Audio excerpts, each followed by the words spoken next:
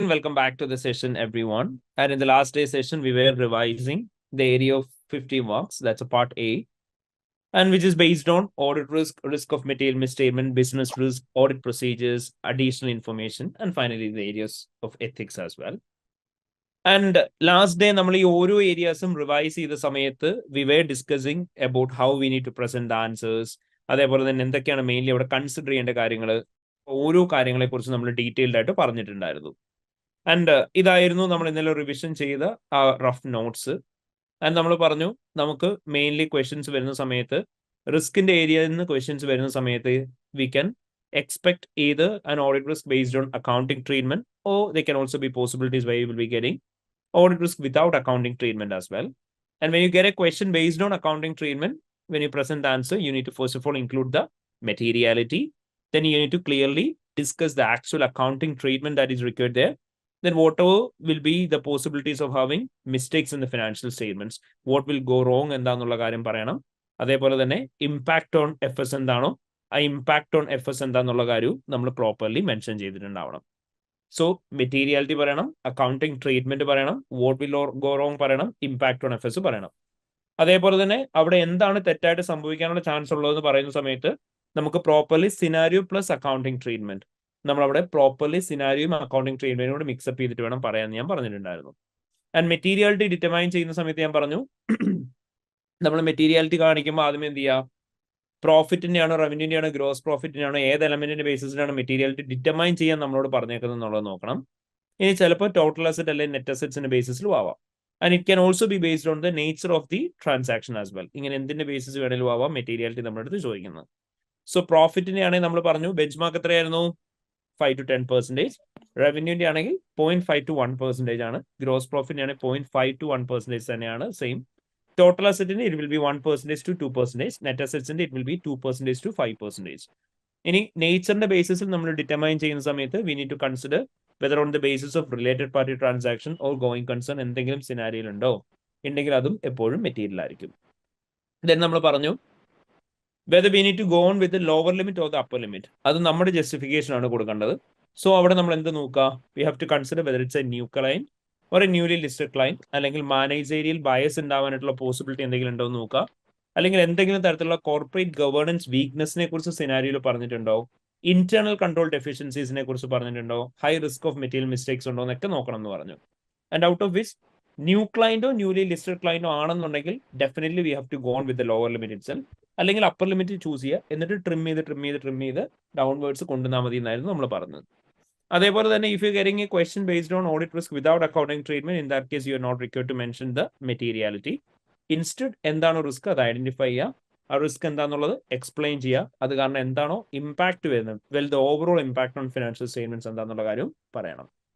ഇനി alternatively if you getting a question based own business risk, നമ്മൾ പറഞ്ഞു business റിസ്ക്കും ഓരോന്നും ഐഡന്റിഫൈ ചെയ്യുക, അത് എന്തുകൊണ്ടാണ് ബിസിനസ് റിസ്ക് ആയത് എന്ന് എക്സ്പ്ലെയിൻ ചെയ്യണം. നമ്മൾ പറഞ്ഞു ഒരു കമ്പനിയുടെ ഒബ്ജക്റ്റീവ് എന്താണോ ആ ഒബ്ജക്റ്റീവ് അച്ചീവ് ചെയ്യുന്നതിൽ നിന്നും കമ്പനിനെ പിടിച്ചു നിർത്തുന്ന ഫാക്ടേഴ്സിനാണ് ബിസിനസ് റിസ്ക് എന്ന് പറയാം. So whatever be the risk that is there in the scenario that might be affecting the company's ability to achieve their objectives, അതിനെ ബിസിനസ് റിസ്ക് ആയിട്ട് പറയാം. And finally we need to show the impact. Impact പറയുമ്പോൾ നമ്മളിവിടെ F എസിലുള്ള impact അല്ല പറയുന്നതെന്ന് പറഞ്ഞു, പകരം profit അല്ലെങ്കിൽ മാർജിന്റെ മേലുള്ള impact, revenue, going concern, reputation, brand name, goodwill, cash flows, ഇങ്ങനെയുള്ള ഇമ്പാക്ട് ആയിരിക്കും പറയുക.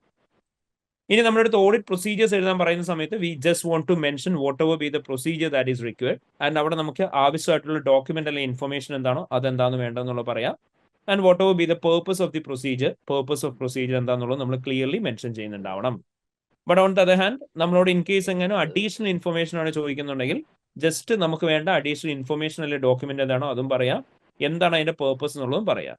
ഇനി നമ്മൾ പറഞ്ഞിരുന്നു ഓഡിറ്റ് പ്രൊസീജിയേഴ്സ് നമ്മൾ പറയുന്ന സമയത്ത് സ്പെസിഫിക്കലി നമ്മൾ അവിടെ ചെയ്യേണ്ട ഒരു കാര്യം എന്തായിരുന്നു, നമ്മൾ പറഞ്ഞു ആ സിനാരിയോനെ ബേസ് ചെയ്ത് അവിടെയുള്ള പ്രൊസീജിയർ എന്താണെന്നുള്ളത് പറയണം, ഡോക്യുമെന്റിലെ ഇൻഫർമേഷൻ പറയണം, പേർപ്പസ് പറയണം. അപ്പൊ ഞാൻ നിങ്ങളോട് അങ്ങോട്ട് ചോദ്യങ്ങൾ ചോദിക്കാൻ പറഞ്ഞു. ഞാൻ പറഞ്ഞു അവിടെ എന്തൊക്കെയാണ് നമുക്ക് മാനേജ്മെന്റുമായിട്ട് ഡിസ്കസ് ചെയ്യാൻ പറ്റുക, എന്തൊക്കെയാണ് നമുക്ക് റിട്ടേൺ റെപ്രസെന്റേഷൻ ആയിട്ട് വാങ്ങിക്കാൻ പറ്റുക, ആരൊക്കെ തമ്മിലുള്ള കറസ്പോണ്ടൻസ് ആണ് നോക്കാൻ പറ്റുക, അല്ലെങ്കിൽ ആരുടെ കയ്യിൽ നിന്നാണ് എക്സ്റ്റേണൽ കൺഫർമേഷൻ വാങ്ങിക്കാൻ പറ്റുന്നത്, ഈ ഒരു സിനാരിയോയിൽ നമുക്ക് എന്തെങ്കിലും തരത്തിലുള്ള അനലിറ്റിക്കൽ പ്രൊസീജിയേഴ്സ് ചെയ്യാനുണ്ടോ, റീകാൽക്കുലേഷൻസ് നടത്താനായിട്ട് എന്തെങ്കിലും ഓപ്ഷൻ ഉണ്ടോ, അല്ലെങ്കിൽ ഇവിടെ ഏതെങ്കിലും നമുക്ക് ബോർഡ് മിനിറ്റ്സ് നോക്കുന്ന വഴി കിട്ടാനായിട്ടുള്ള ഇൻഫർമേഷൻ ഉണ്ടോ? ഇങ്ങനെയുള്ള ഓരോന്നും പ്രോപ്പർലി കൺസിഡർ ചെയ്യുക. ഡിസ്ക്ലോഷേഴ്സ് നോക്കാനുള്ളത് നോക്കുക. എന്നിട്ട് ഇതിന്റെ ഓരോന്നിന്റെയും ബേസിസ് വേണം നിങ്ങൾ പ്രൊസീജിയേഴ്സ് എഴുതാനായിട്ട്. ഫൈനലി എത്തിക്സിന്റെ കേസ് നമ്മൾ പറഞ്ഞു. whenever you write an answer for the ethics part, അവിടെ പ്രോപ്പർലി എത്തിക്കൽ ത്രെട്ട് എന്താണോ അത് ഐഡന്റിഫൈ ചെയ്യുക. എന്തുകൊണ്ടാണ് അത് ത്രെട്ടായിട്ട് നിങ്ങൾ ട്രീറ്റ് ചെയ്യുന്നത് നിങ്ങളുടെ ഓൺ വേർഡ്സിൽ എക്സ്പ്ലെയിൻ ചെയ്യുക. And whenever you give a threat, there should always be a safeguard along with that. ഇത്രയും കാര്യങ്ങളായിരുന്നു നമ്മൾ ലാസ്റ്റ് ഡേ ഡിസ്കസ് ചെയ്തിരുന്നത്. ആൻഡ് നമ്മൾ ഡീറ്റെയിൽഡ് ആയിട്ട് തന്നെ ഡിസ്കസ് ചെയ്തിരുന്നു. ആൻഡ് ഇന്ന് we are gonna start with a question from the same area. And നമ്മൾ പ്രാക്ടീസ് ചെയ്യാൻ പോകുന്ന question it's a most latest available question for the paper AAA. That is 2022 December session ACC എക്സാമിന്റെ question ആണ്. It's almost like a pilot paper. നമുക്ക് പഴയ questions എല്ലാം കൂടെ combine ചെയ്തിട്ടുള്ളതാണ്. And it's a question which is available in the latest 2023-24 Kaplan revision kit. So അവിടെയുള്ള ഒരു question ആണ് നമ്മൾ ചെയ്യാൻ പോകുന്നത്. ഇറ്റ്സ് എ ക്വസ്റ്റ്യൻ കോൾ മെർക്കുറിയോ. സോ ഈ particular question will call it as M കമ്പനീനെ ബേസ് ചെയ്തിട്ടുള്ള ക്വസ്റ്റ്യൻ ആണ്. സോ ആക്ച്വലി ഈ ഒരു ക്വസ്റ്റ്യൻ ലേറ്റസ്റ്റ് ക്വസ്റ്റ്യൻ ആണ്. And at the same time ഈ ഒരു ക്വസ്റ്റ്യന്റെ ബെനിഫിറ്റ് എന്താണെന്ന് ചോദിച്ചു കഴിഞ്ഞാൽ we have got almost all the exam requirements in a single question. Like business risk നമ്മളോട് ചോദിച്ചിട്ടുണ്ട്, റിസ്ക് ഓഫ് മെറ്റീരിയൽ മിസ്സ്റ്റേറ്റ്മെന്റ്സ് ആണ് ചോദിച്ചിട്ടുള്ളത്. അതേപോലെ തന്നെ they have asked us a theory question relating to outsourcing and its impact over audit planning. And finally, the principal audit procedures required for audit pay obligation. So, this question ആണ് നമ്മുടെ അടുത്ത് ചോദിച്ചേക്കുന്നത്. So, we'll look into the question deeper. But well, before that, മക്കളെ എല്ലാവരും ചെയ്യേണ്ട ഒരു കാര്യം എന്താണെന്ന് ചോദിച്ചു കഴിഞ്ഞാൽ, if you look at the question mercury, അല്ലെങ്കിൽ ഏതൊരു ക്വസ്റ്റ്യൻ ആയിക്കോട്ടെ, നിങ്ങൾ ആദ്യം ഒരു ക്വസ്റ്റ്യൻ കിട്ടിക്കഴിഞ്ഞാൽ ചെയ്യേണ്ട കാര്യം you have to identify the റിക്വയർമെന്റിൽ എന്താണ് പറഞ്ഞേക്കുന്നത് എന്നുള്ള കാര്യം പ്രോപ്പർലി വായിച്ച് മനസ്സിലാക്കുക. ഞാൻ ഇന്നലെയും നിങ്ങളോട് പറഞ്ഞ കാര്യമാണ്. ഒരുപാട് പേര്, ഈവൻ ഞാൻ നിങ്ങളുടെയൊക്കെ ക്വസ്റ്റ്യൻ പേപ്പേഴ്സ് നിങ്ങളെ കൊണ്ട് എഴുതിച്ചിട്ട്, ക്വസ്റ്റ്യൻ പേപ്പേഴ്സ് അല്ല, ആൻസർ ഷീറ്റ്സ് നിങ്ങളെ കൊണ്ട് മോക്ക് എക്സാംസ് എഴുതിച്ചിട്ട്, ആ മോക്ക് എക്സാംസിന്റെ അകത്ത് പോലും ഇപ്പോഴും കാണാത്തൊരു കാര്യമാണ് നിങ്ങൾ എന്താണോ റിക്വയർമെന്റ് പറഞ്ഞേക്കുന്നത് അത് നിങ്ങൾ വായിക്കുന്നില്ല. അതായത് മിക്ക സിറ്റുവേഷനിലും when the examiner ask for significant risk of material misstatement, still there are many students who give answer for audit risk. Risk of material misstatements ചോദിക്കുമ്പോൾ നമ്മൾ ഇന്നലെയും ഡിസ്കസ് ചെയ്തതാണ്, അവിടെ നമ്മൾ ഡിറ്റക്ഷൻ റിസ്കിനെ കുറിച്ച് എഴുതേണ്ട ആവശ്യമില്ല. അപ്പൊ അതുകൊണ്ട് തന്നെ നിങ്ങൾ എന്ത് ചെയ്യണം, ഡിറ്റക്ഷൻ റിസ്ക് ആണോ എഴുതേണ്ടത് എന്നറിയാൻ ആദ്യമേ ഓഡിറ്റ് റിസ്ക് ആണോ റിസ്ക് ഓഫ് മെറ്റീരിയൽ മിസ്സ്റ്റേറ്റ്മെന്റ് ആണോ എക്സാമിന് ചോദിച്ചേക്കുന്നത് നോക്കുക. If it's a question on risk of material misstatement you can ignore all the detection risk. But on the other hand if it's based on a audit risk question, അവിടെ നിങ്ങൾ എല്ലാ റിസ്ക്കും consider ചെയ്യണം. അതേപോലെ തന്നെ നിങ്ങളോട് പറഞ്ഞിട്ടുണ്ട് ബിസിനസ് റിസ്ക് എന്തൊക്കെയാണ് ഈ കമ്പനി ഫേസ് ചെയ്യുന്നത് ഐഡന്റിഫൈ ചെയ്യാൻ പറഞ്ഞിട്ടുണ്ട്. ദെൻ നിങ്ങളോട് പറഞ്ഞിട്ടുണ്ട് you should not evaluate risk relating to the audit of animal inventory, as this will be addressed separately at a later stage by the auditor's expert as in prior year. നിങ്ങളോട് പറഞ്ഞിട്ടുണ്ട് നിങ്ങൾ animal എന്ന് പറയുന്ന ഇൻവെന്ററിനെ base ചെയ്തിട്ടുള്ള procedures എഴുതണ്ട, അല്ലെങ്കിൽ അവിടെ ഉള്ള റിസ്കുകൾ consider ചെയ്യണ്ട, അത് വേറെ തന്നെ ഓഡിറ്റർ കൺസിഡർ ചെയ്തോളൂ എന്ന് പറഞ്ഞിട്ടുണ്ട്. So you are not required to consider that.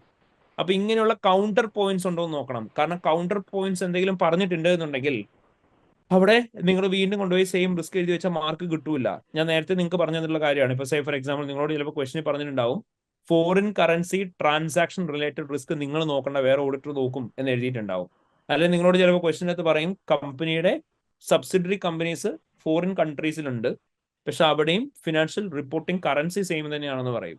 അപ്പൊ ആ റിസ്ക് വരൂല. അപ്പൊ കൗണ്ടർ പോയിന്റ്സ് ഉണ്ടോ എന്ന് നോക്കിയിട്ട് മാത്രമേ റിസ്ക് എഴുതി തുടങ്ങാവുള്ളൂ. ഇനി ഒരു ക്വസ്റ്റ്യൻ വായിച്ചു തുടങ്ങുമ്പോൾ ആദ്യം തന്നെ ഇയർ ആൻഡ് ഡേറ്റ് ഏതാണെന്നുള്ളത് ഐഡന്റിഫൈ ചെയ്യുക. അതെന്തിനാണെന്ന് ചോദിച്ചു കഴിഞ്ഞാൽ ഓരോ ട്രാൻസാക്ഷൻ നടന്നു എന്ന് പറയുമ്പോൾ ഇയർ ആൻഡ് ഡേറ്റിന് ശേഷമാണ് ആ ട്രാൻസാക്ഷന്റെ ഡേറ്റ് എന്നുണ്ടെങ്കിൽ it's an events after reporting period. അങ്ങനെ ഇവന്റ്സ് ആഫ്റ്റർ റിപ്പോർട്ടിംഗ് പീരീഡ് ഉണ്ടോ? അല്ലെങ്കിൽ ന്യൂ ക്ലയന്റിന്റെ ഒക്കെ കേസിൽ നമ്മളോട് പറയും you have been appointed as an auditor on 1st April and this is the 30th September year and audit ആണെന്ന് പറയും. അപ്പോൾ നിങ്ങൾ എന്താണ് കറണ്ട് ഇയറിലാണ് ഓഡിറ്റർ ആയിട്ട് അയക്കുന്നത്.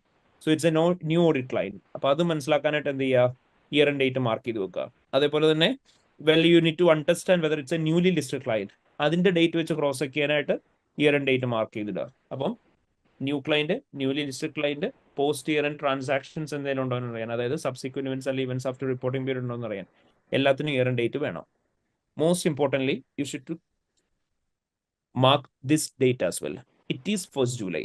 ഇന്നത്തെ ഡേറ്റ് എന്താണെന്നുള്ളത് നോക്കുക. കാരണം എന്താണെന്ന് ചോദിച്ചാൽ ഇതുണ്ട് 30th September ആണ് ഇയർ എൻഡ്, 1st July 2015 ആണ് നമ്മുടെ ഇന്നത്തെ ഡേറ്റ്. അപ്പം ഇവിടുന്ന് ഇയർ എൻഡിലേക്ക് ഇനിയും സമയമുണ്ട്. July, August, September. ആ ഒരു പീരീഡിന്റെ ഇടയിൽ എന്തെങ്കിലുമൊക്കെ കാര്യങ്ങൾ നടന്നാലും നിങ്ങളുടെ ഓഡിറ്റ് പ്ലാനിങ്ങിനെ എഫക്ട് ചെയ്യും. സോ അവിടെയുള്ള റിസ്ക് നിങ്ങൾ കണ്ടുപിടിക്കേണ്ടതായിട്ട് വരും. അപ്പൊ അതുകൊണ്ട് തന്നെ നിങ്ങൾ എന്ത് ചെയ്യുക, ഇയർ എൻഡിന്റെ അന്ന് വരെയുള്ള റിസ്ക് ആണ് കണ്ടുപിടിക്കേണ്ടത്. ലിറ്ററലി 1st July നിന്ന് ആലോചിക്കുമ്പോൾ നിങ്ങൾ നോക്കണം, അടുത്ത മാസം കമ്പനി എന്തെങ്കിലും ട്രാൻസാക്ഷൻ ചെയ്യും എന്ന് പറഞ്ഞാലും അത് നമ്മുടെ ഓഡിറ്റ് പ്ലാനിങ്ങിനെ എഫക്ട് ചെയ്യുന്നതാണ്. അതുകൊണ്ട് തന്നെ ആ ട്രാൻസാക്ഷൻ കൃത്യമായിട്ട് ഐഡന്റിഫൈ ചെയ്യാൻ വേണ്ടിയിട്ട് അന്നത്തെ ഡേറ്റ് എന്താണെന്നുള്ളത് കൂടെ മാർക്ക് ചെയ്തിടുക. So in this regard we have got the question.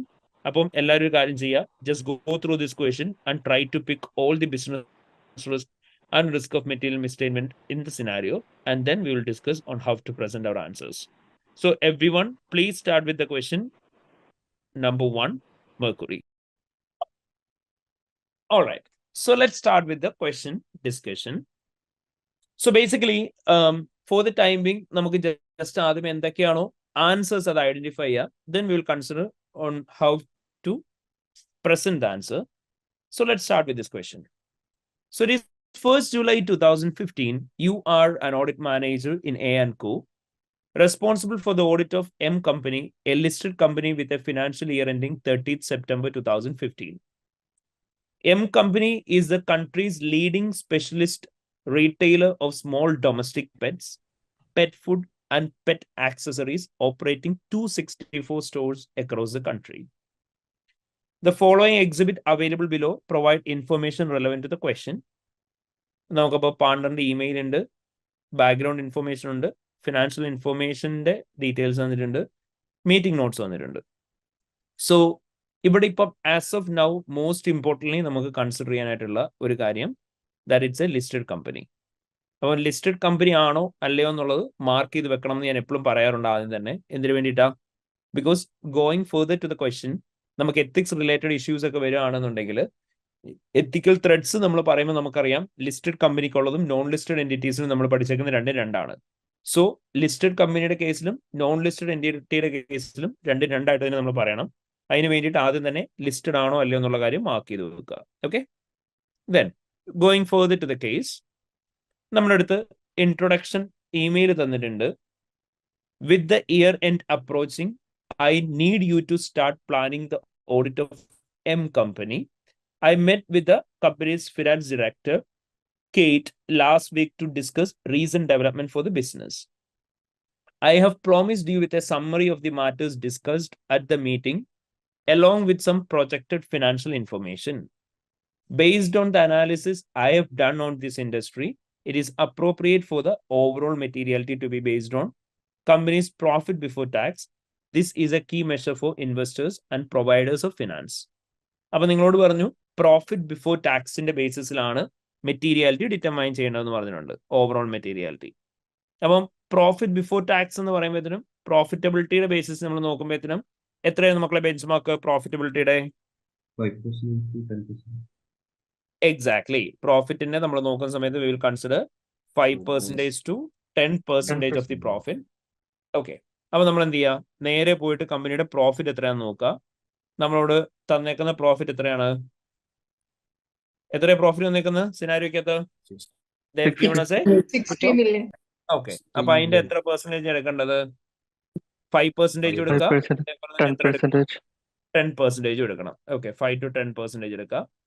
So ഈ 5 to 10%ന്റെ അകത്ത് 5% ആണോ എടുക്കേണ്ടത്, 10% ആണോ എടുക്കേണ്ടതെന്ന് ചോദിച്ചു കഴിഞ്ഞാൽ നേരെ കയറിയിട്ട് നമ്മൾ എടുക്കുകയാണ് ചെയ്യേണ്ടത്? അല്ല, നമ്മൾ 60 million 5% എത്രയാന്നുള്ളത് എഴുതി വെക്കുക. 60 million 5% എന്ന് പറയുമ്പോൾ എത്ര വരും? 3 million. ഓക്കെ, 3 million വരും. Okay, 3 million to upper limit എന്ന് പറയുമ്പോൾ എത്ര ആയിരിക്കും വരിക? 6 million. എക്സാക്ട്ലി 6 million ആണ് വരുന്നുണ്ടാവുക. വിത്ത് കമ്പ്യൂട്ടേഷൻ നമുക്കത് ഡിറ്റർമൈൻ ചെയ്യാം.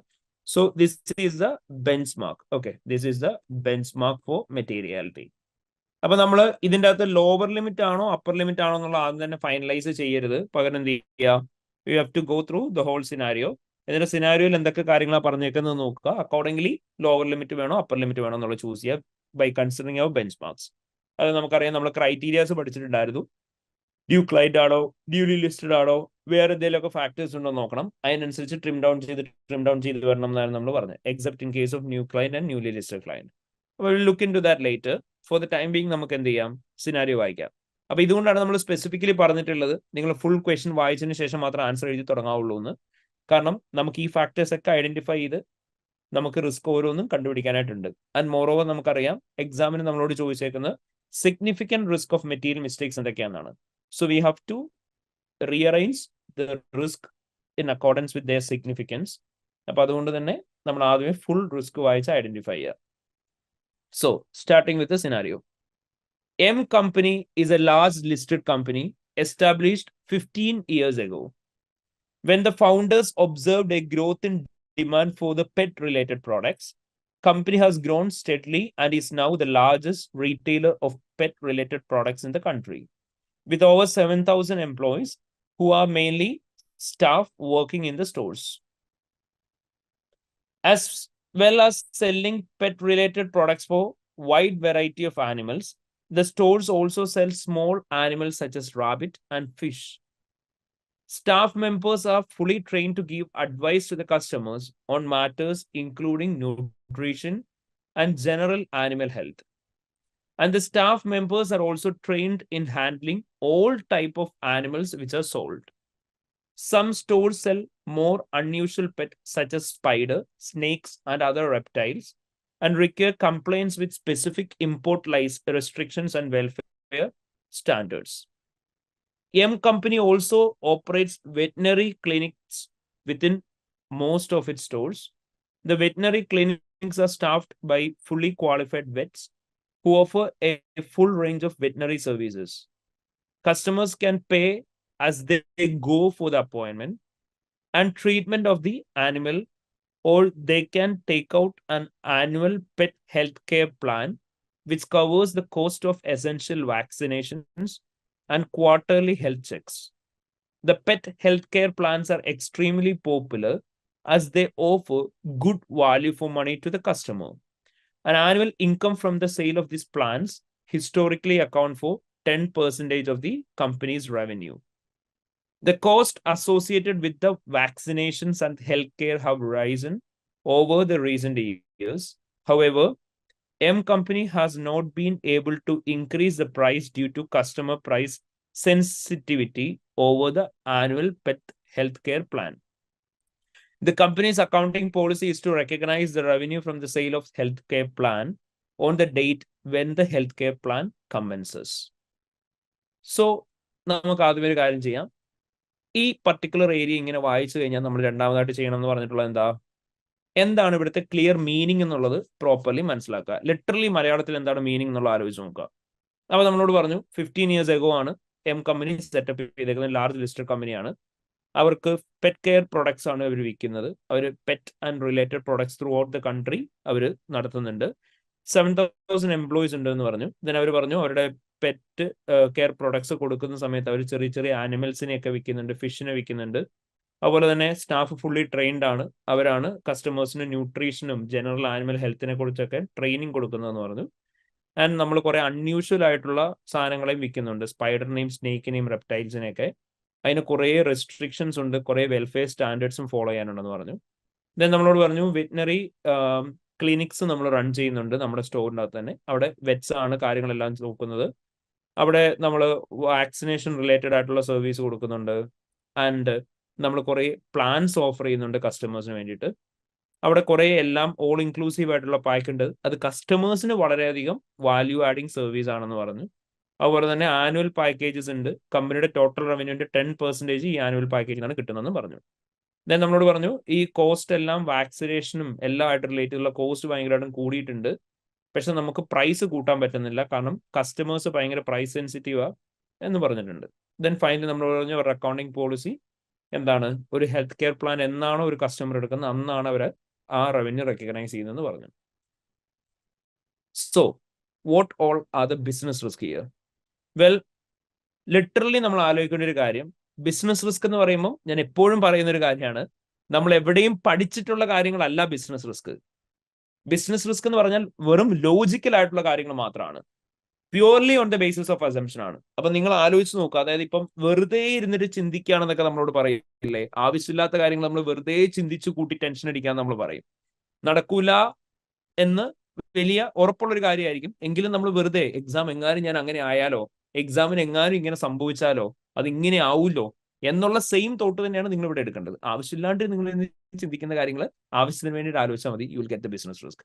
അതെങ്ങനെ കമ്പനിയുടെ ഇമ്പാക്ട് ചെയ്യും, കമ്പനിയുടെ റവന്യൂവിനെയോ പ്രോഫിറ്റിനെയോ ക്യാഷ് ഫ്ലോനെയോ അല്ലെങ്കിൽ കമ്പനിയുടെ ഗോയിങ് കൺസേണിനെയോ എന്നും കൂടി പറഞ്ഞു വെച്ച് കഴിഞ്ഞാൽ you will get the right mark.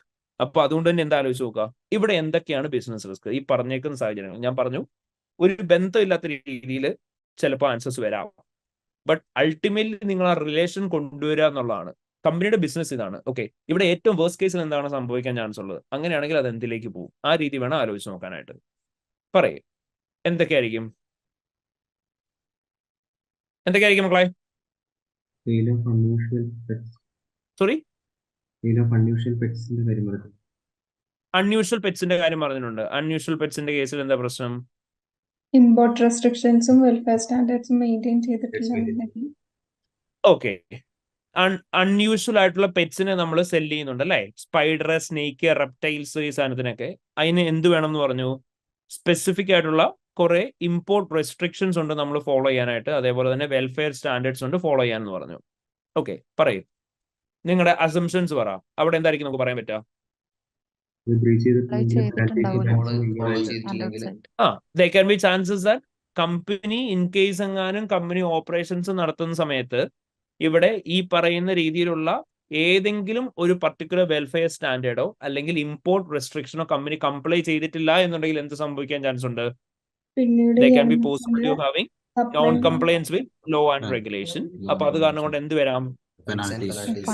Significant amount of penalties and fines ഉണ്ടാവാം. And there can also be chances of having operational difficulty for the company.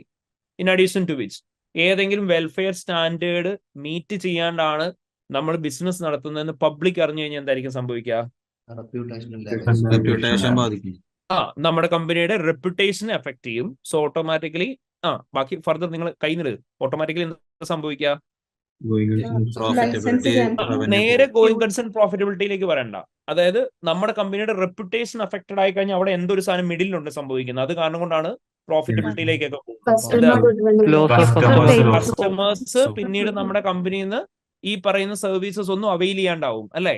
അല്ലെ നമ്മൾ പറഞ്ഞു നമ്മുടെ കമ്പനിയുടെ പാക്കേജസ് ഒക്കെ 1 year ഉള്ള പാക്കേജസ് ഒക്കെ കസ്റ്റമേഴ്സ് ഒക്കെ എന്ത് ചെയ്യാൻ ചാൻസ് ഉണ്ട്? ചിലപ്പം ഈ കോൺട്രാക്ട് ഒക്കെ ക്യാൻസൽ ചെയ്തിട്ട് റീഫണ്ട്സ് നമ്മളെ നിന്ന് വാങ്ങിക്കാൻ ചാൻസ് ഉണ്ട്. സോ ഓട്ടോമാറ്റിക്കലി ആ സിറ്റുവേഷൻ എന്താവും? കമ്പനിയുടെ ക്യാഷ് ഫ്ലോസ് അഫക്ട് ചെയ്യാൻ ചാൻസ് ഉണ്ട്. ഇതാണ് നമ്മൾ പറയാ. ക്ലിയർ ആയോ? ഓക്കെ, അപ്പൊ നിങ്ങൾ എന്ത് ചെയ്യുക? ഡീറ്റെയിൽഡ് ആയിട്ട് എക്സ്പ്ലെയിൻ ചെയ്യുക. നിങ്ങൾ എന്ത് ചെയ്യുക? ഒരു ഹെഡിങ് കൊടുക്കുക, welfare standards and import restrictions. നിങ്ങൾ എന്ത് പറയാ? നിങ്ങൾ പറയാ the company is operating in multiple segments, especially they sell unusual pet such as spiders, snakes and other reptiles, and this require compliance with specific import restrictions and welfare standards. നമ്മളോട് പറഞ്ഞ കാര്യത്തിൽ നമ്മൾ identify ചെയ്തു. എന്നിട്ട് നിങ്ങൾ പറയാ therefore in case if the company have not complied to any of the welfare standards, or there can also be chances that if the company is not familiar with any of the newly added standard, the non-compliance with law and regulation might result in significant amount of penalty and fines for the company. In addition to which, when there are significant non-compliance with law and regulation, the reputation of the company might be affected. Since the company is operating in a highly sensitive market, there can be chances that in case of reputational damages, the existing customers will not be willing to visit back to the company.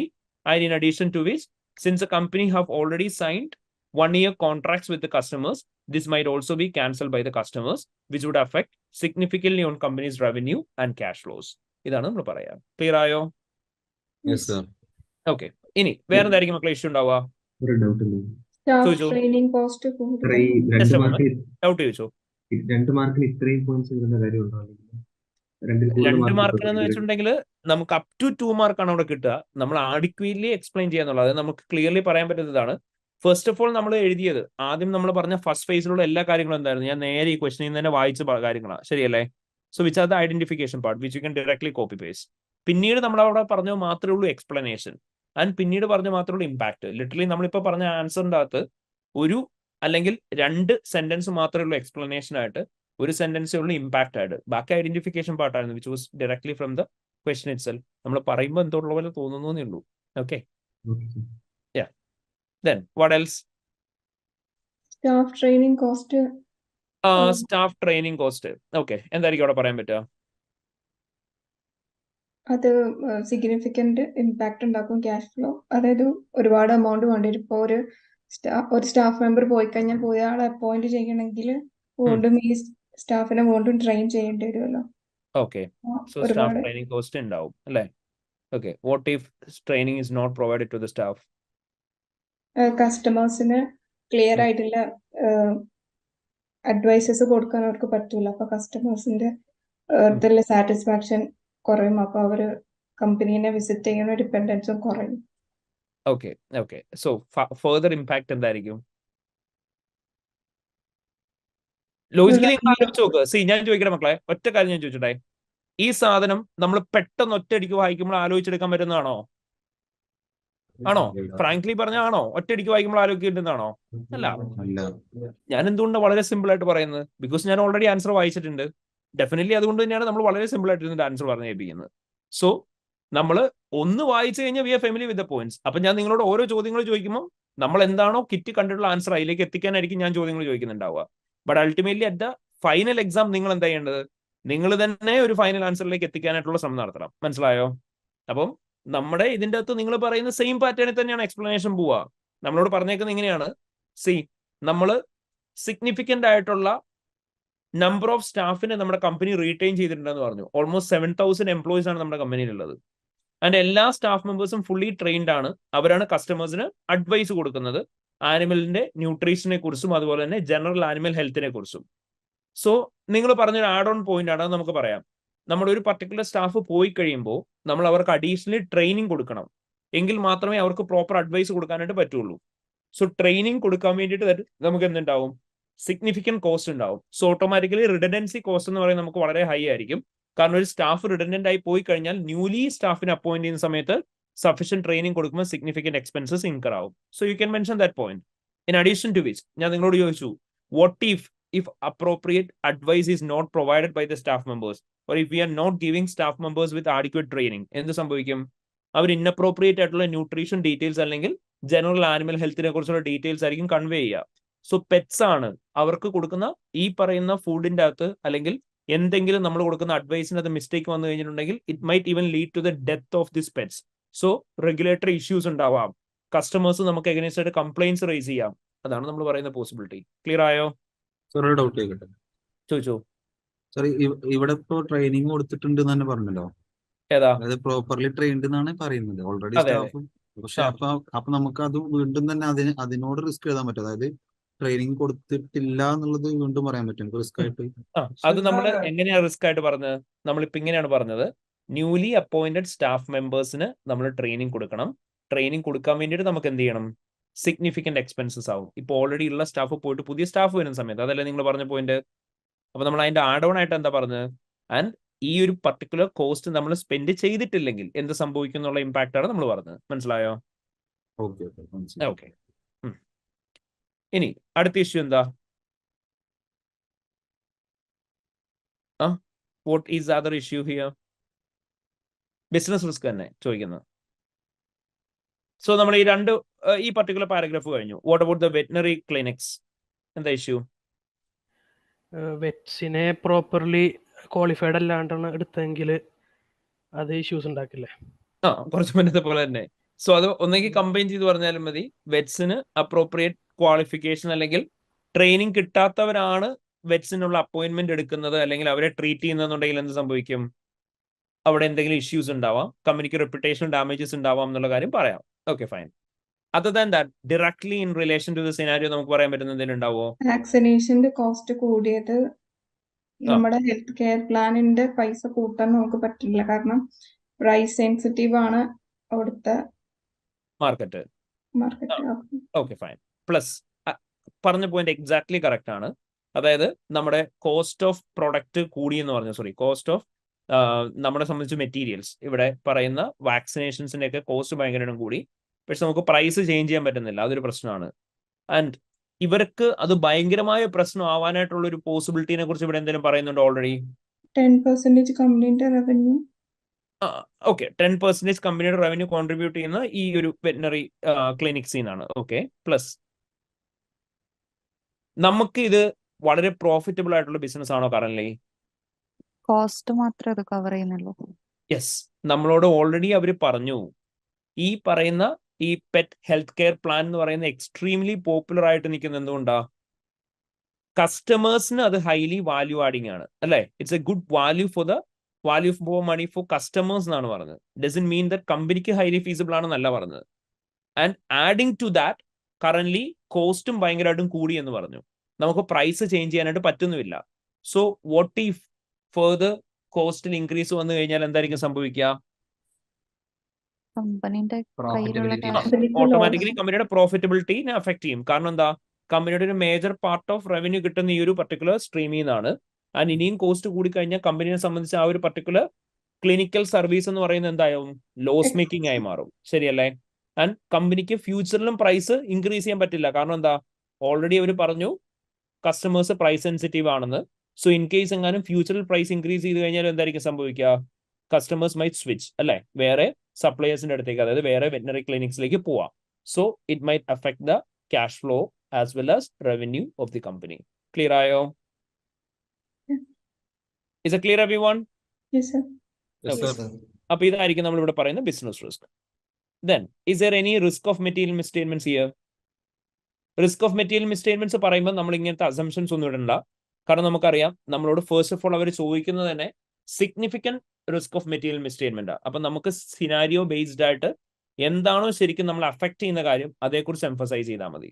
Okay, പറയും എന്താ ഇവിടെ ഉണ്ടാവുന്ന risk of material മിസ്സ്റ്റേറ്റ്മെന്റ്?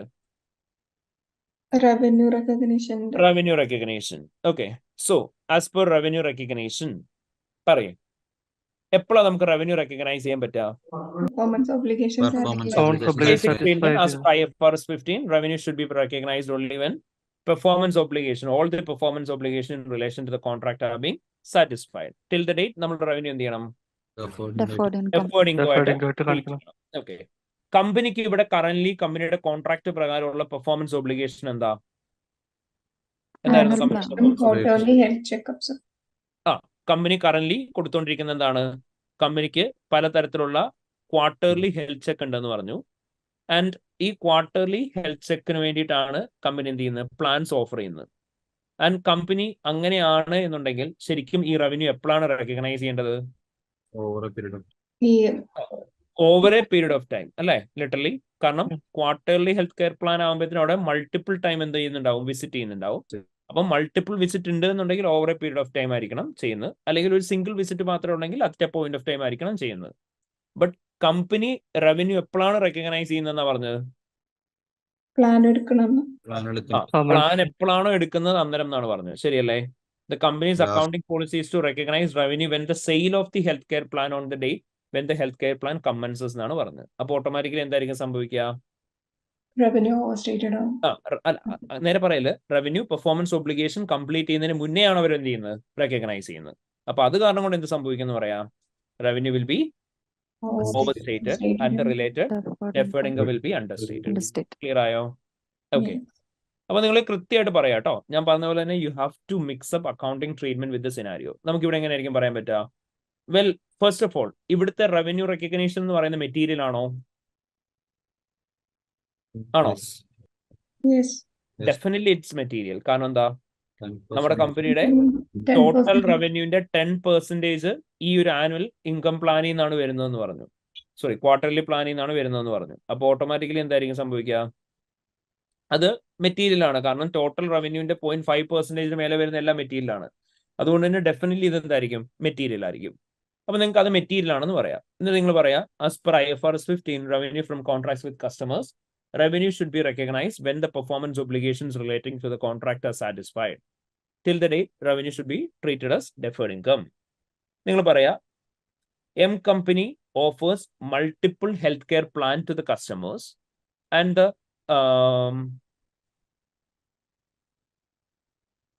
wait a second. Yeah, multiple healthcare plan for the customers, and they also provide quarterly health check packages which are extremely good value for money to the customers. Therefore, most of the revenue of the company is being accounted from the sale of quarterly packs. And as per IFRS 15, the company should have recognized revenue only when the performance obligation in relation to the healthcare check are completed over the period of time. However, the company's accounting policy is to recognize revenue from the sale of healthcare plan on the date when the healthcare plan commences. So the revenue are recognized before the performance obligation in relation to the contract with the customers are satisfied. Therefore, the revenue will be overstated and the deferred income of the company will be understated. Clear ആയോ? Yes, sir. Yes, sir. Okay. So ഇതായിരിക്കും നമ്മൾ അവിടെ പറയുന്നുണ്ടാവുക. അപ്പം അതാണ് നമുക്ക് mainly അവിടെ പറയാനുള്ള risk of material misstatement as of now. വേറെ എന്തെങ്കിലും ഡയറക്ട്ലി നമ്മളോട് സിനാരിയോനെ ബേസ് ചെയ്ത് പറയുന്നുണ്ടോ risk of material misstatement? Segmental reporting. Okay, segmental റിപ്പോർട്ടിങ്ങിന്റെ കേസ് നമുക്ക് പറയാം. ഓക്കെ, സെഗ്മെന്റൽ റിപ്പോർട്ടിങ്ങിന്റെ കേസ് നമുക്ക് എന്താ പറയാൻ പറ്റുക ഇവിടെ? 10% കമ്പനിയുടെ റവന്യൂ കോൺട്രിബ്യൂട്ട് ചെയ്യുന്നുണ്ട്. അതിന് മുന്നേ പ്രൈമറിലി പറയേണ്ടത് എന്താ?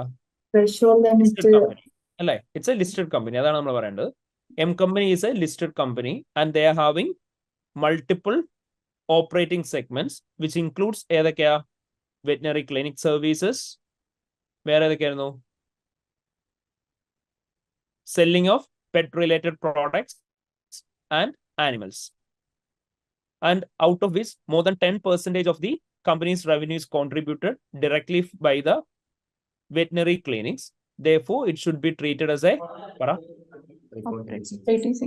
separate operating segment, and adequate amount of disclosures have to be provided in the financial statements in accordance with standard IFRS 8. okay, IFRS 8 operating segments. Risk and the parent.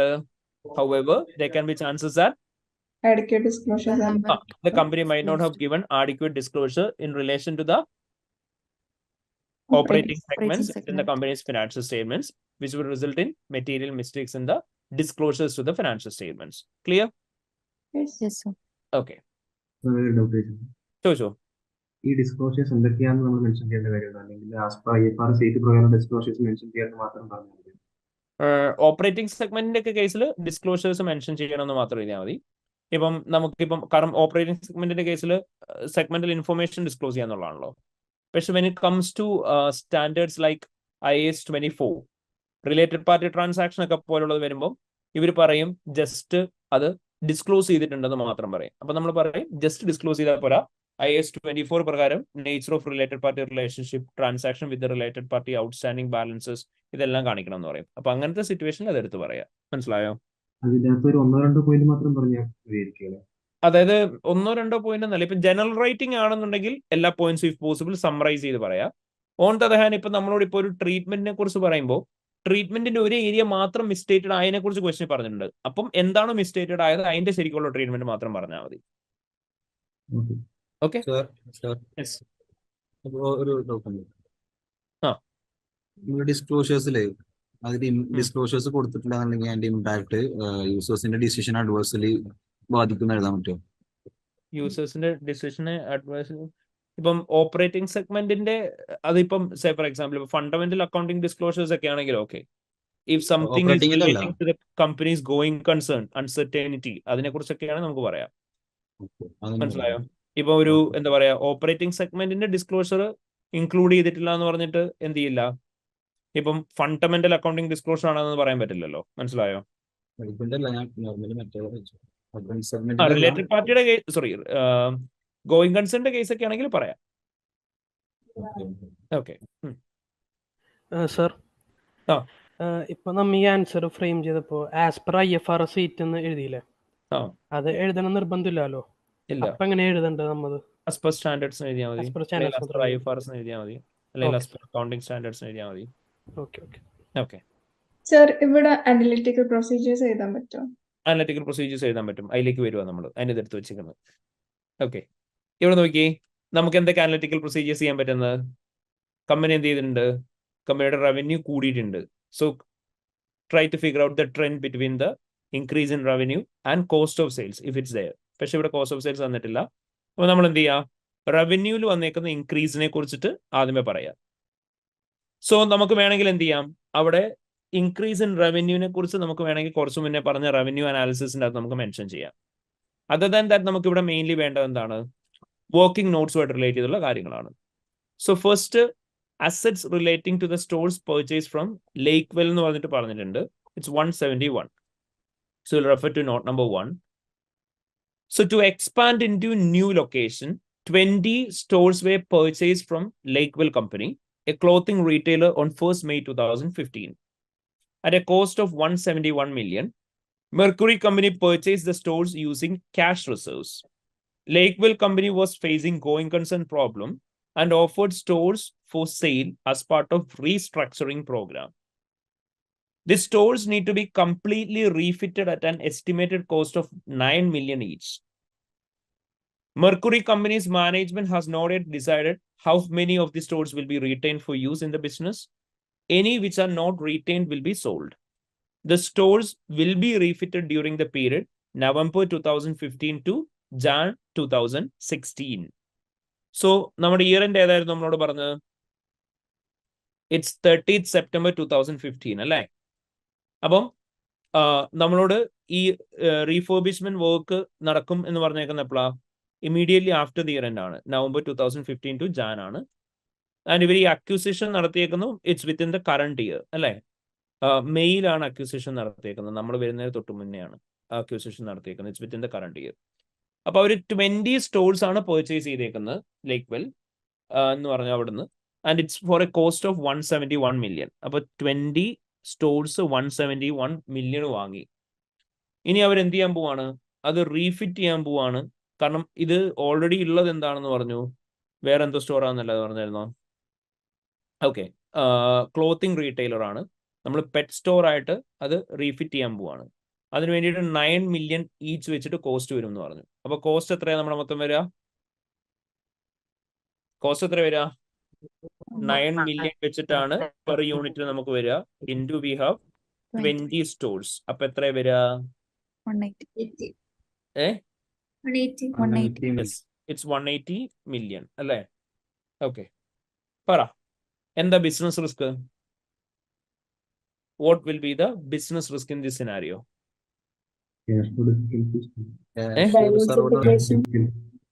Sorry? Cash reserve എടുക്കണം. അപ്പോൾ liquidity chance ഉണ്ട്. Okay, cash നമുക്ക് വേണ്ടതായിട്ട് വരും. So liquidity issues ഉണ്ടാവാൻ chance ഉണ്ട്. Okay, fine.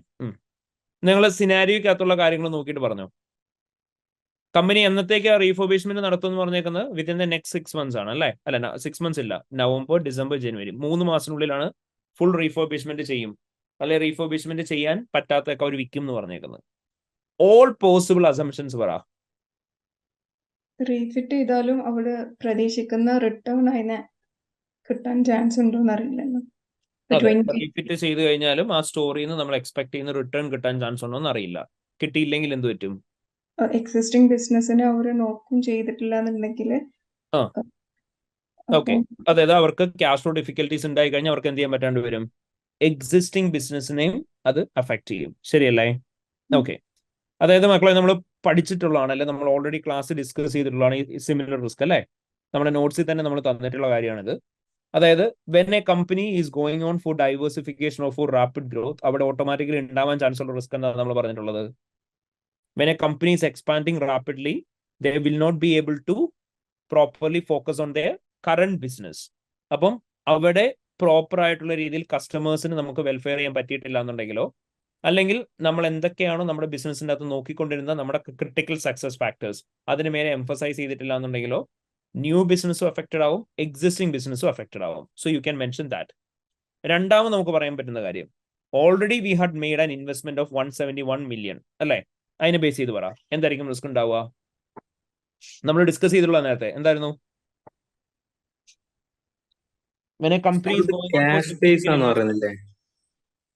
നമുക്ക് പറഞ്ഞൂടെ? അതായത് ഒരു കമ്പനി, ഞാൻ നേരത്തെയും പറഞ്ഞിട്ടുള്ള കാര്യമാണ്, പുതിയതായിട്ട് ബ്രാൻഡ് വാങ്ങിച്ചു, പുതിയ റിസർച്ച് ആൻഡ് ഡെവലപ്മെന്റ് ചെയ്തു, പുതിയ അസറ്റ് വാങ്ങിച്ചു, എന്ത് ചെയ്തു എന്ന് പറയുമ്പോഴും when there is a significant investment, there can be chances of having working capital difficulty for the company, അല്ലെങ്കിൽ cash flow difficulties face ചെയ്യുമെന്നുള്ള പറയാം. Especially here they have mentioned that they were using all their cash reserves for the purchase of the investment. അപ്പോൾ automatically എന്തായിരിക്കും സംഭവിക്കുക? ആ new ലൊക്കേഷനിലേക്കുള്ള ഇൻവെസ്റ്റ്മെന്റിന് വേണ്ടിയിട്ട് 20 സ്റ്റോഴ്സിന് വേണ്ടിയിട്ട് 171 million ക്യാഷിൽ നിന്ന് എടുത്ത് കൊടുത്തു കഴിഞ്ഞാൽ ഓട്ടോമാറ്റിക്കലി എന്ത് സംഭവിക്കും? ക്യാഷ് റിസർവ്സിൽ നിന്ന് എടുത്ത് കൊടുത്തു കഴിഞ്ഞാൽ കമ്പനിക്ക് വേറെ എന്തെങ്കിലും എർജന്റ് റിക്വയർമെന്റ് വന്നു കഴിഞ്ഞാൽ they won't be able to meet that. Okay, പിന്നെ ഇവര് പറയുന്നുണ്ട് അടുത്ത 3 മാസം. 171 പറഞ്ഞു 171. 170 million ക്യാഷിൽ രണ്ട് സൈഡിലും ഇല്ലല്ലോ, 2 ഇയറിലും. അത് അവർ വേറെ റിസർവ് ആയിട്ട് കാണിച്ചിട്ടുണ്ടാവുന്നുണ്ടാവാം. ഓക്കെ, നമ്മളോട് എക്സ്പ്രസ്ലി എടുത്തു പറഞ്ഞില്ലേ നമ്മളോട്, അതുകൊണ്ട് അതിനെക്കുറിച്ച് വേറെ പറയാൻ പോകണ്ട. അല്ലെങ്കിൽ അത് പറഞ്ഞിട്ടുണ്ടെങ്കിലും അതിവിടെ അല്ല വരിക, അതവിടെ വരിക, റിസ്ക് ഓഫ് മെറ്റീരിയൽ മിസ്സ്റ്റേറ്റ്മെന്റിലാണ് വരിക. അല്ല സാർ, ആ പർച്ചേസ് ഈ വർഷത്തെ അല്ല, അതുകൊണ്ടായിരിക്കും ഈ വർഷത്തെ. ഏതാ? അല്ല, ഈ 171 million എന്നുള്ളത് ഈ 1 May 2015 പർച്ചേസ് അല്ലേ? അതുകൊണ്ടായിരിക്കും ഈ വർഷത്തെ മാത്രം ബാലൻസ് ഷീറ്റിൽ കാണിച്ചിട്ടുണ്ടായിരിക്കും, കഴിഞ്ഞ വർഷത്തെ കാണിക്കാൻ.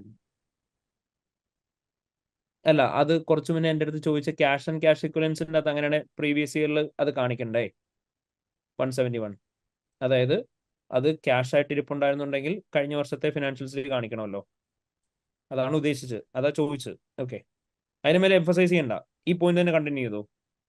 വേറെ എന്താ ഇഷ്യൂ? നിങ്ങളോട് പറഞ്ഞേക്കുന്നത് എന്താ വീണ്ടും ഫർദർ? കമ്പനി എന്ത് ചെയ്യാൻ പോവാന്ന് പറഞ്ഞേക്കുന്നത് ഈ സാധനം വെച്ചിട്ട്? നമ്മൾ സെല് ചെയ്യാൻ വിചാരിക്കുന്ന പർച്ചേസ് ഈ ഒരു വാല്യൂന് സെല് ചെയ്യാൻ പറ്റിയിട്ടില്ലെങ്കിൽ ലോസ് ഓഫ് റവന്യൂ ഉണ്ട് എന്ന് പറയാം. ലോസ് ഓഫ് റവന്യൂ അല്ല, നമുക്ക് റിട്ടേൺ നമ്മൾ എക്സ്പെക്ട് ചെയ്തത്രയും കിട്ടിയിട്ടുണ്ടാവില്ല അല്ലേ? അപ്പൊ ലോസ് ഇൻ ഇൻവെസ്റ്റ്മെന്റ് ഉണ്ടാവും. അതായത് നമ്മൾ ഈ പറയുന്ന ഓരോ സ്റ്റോർ എടുത്ത് വിൽക്കാൻ നോക്കുമ്പോൾ അത് വിൽക്കാനായിട്ടുള്ള പൊട്ടൻഷ്യൽ ബയേഴ്സിന് കിട്ടിയിട്ടില്ല എന്നുണ്ടെങ്കിലോ, അല്ലെങ്കിൽ നമ്മൾ പറഞ്ഞ പോലെ തന്നെ ഇപ്പൊ സപ്പോസ് അങ്ങനെ നമ്മൾ എക്സ്പെക്ട് ചെയ്ത സെല്ലിംഗ് പ്രൈസ് മീറ്റ് ചെയ്യാൻ പറ്റിയിട്ടില്ല എന്നുണ്ടെങ്കിലോ നമുക്ക് എന്ത് ചെയ്യും? ലോസ് ഉണ്ടാവും. അത് പറയാം, ഫൈൻ. അതർ ദാൻ ദാറ്റ് ഇവിടെ സിഗ്നിഫിക്കന്റ് ആയിട്ടുള്ള ഒരു ഇഷ്യൂ ഉണ്ട് നിങ്ങൾക്ക് സ്പെസിഫൈ ചെയ്യാൻ പറ്റുന്നത്? ഇല്ല, അതിലേക്കൊന്നും പോലെ ബിസിനസ് റിസ്ക് പറഞ്ഞുകൊണ്ടിരിക്കുന്നത്, ബിസിനസ് റിസ്ക് നമ്മൾ പറയുന്നത്. ഓക്കെ,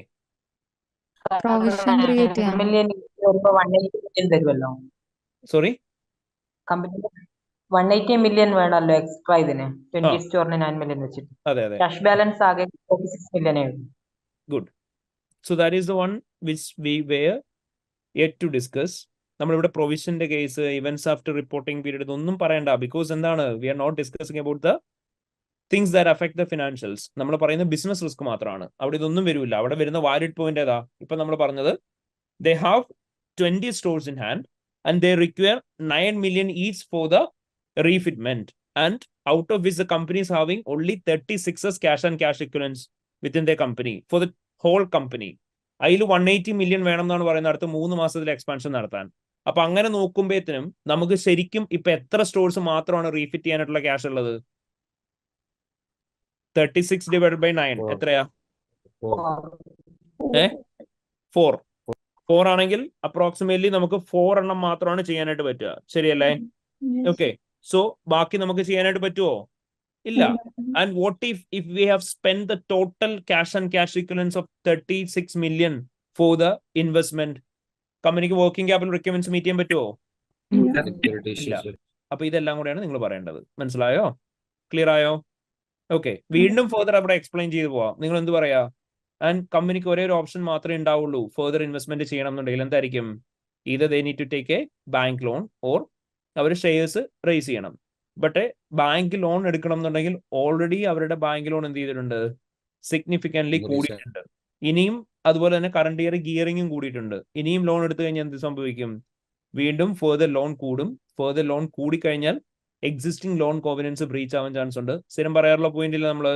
സോ ടോട്ടൽ ലോൺ എന്ത് ചെയ്യേണ്ടി വരും? ഓൾറെഡി ഉള്ളതും കൂടെ തിരിച്ചടക്കേണ്ടതായിട്ട് വരും. സോ കമ്പനിക്ക് കറന്റ് അതിനുള്ള കേപ്പബിലിറ്റി ഇല്ല. കമ്പനി അൺസർട്ടനിറ്റി ഫേസ് ചെയ്യും. ക്ലിയർ ആയോ?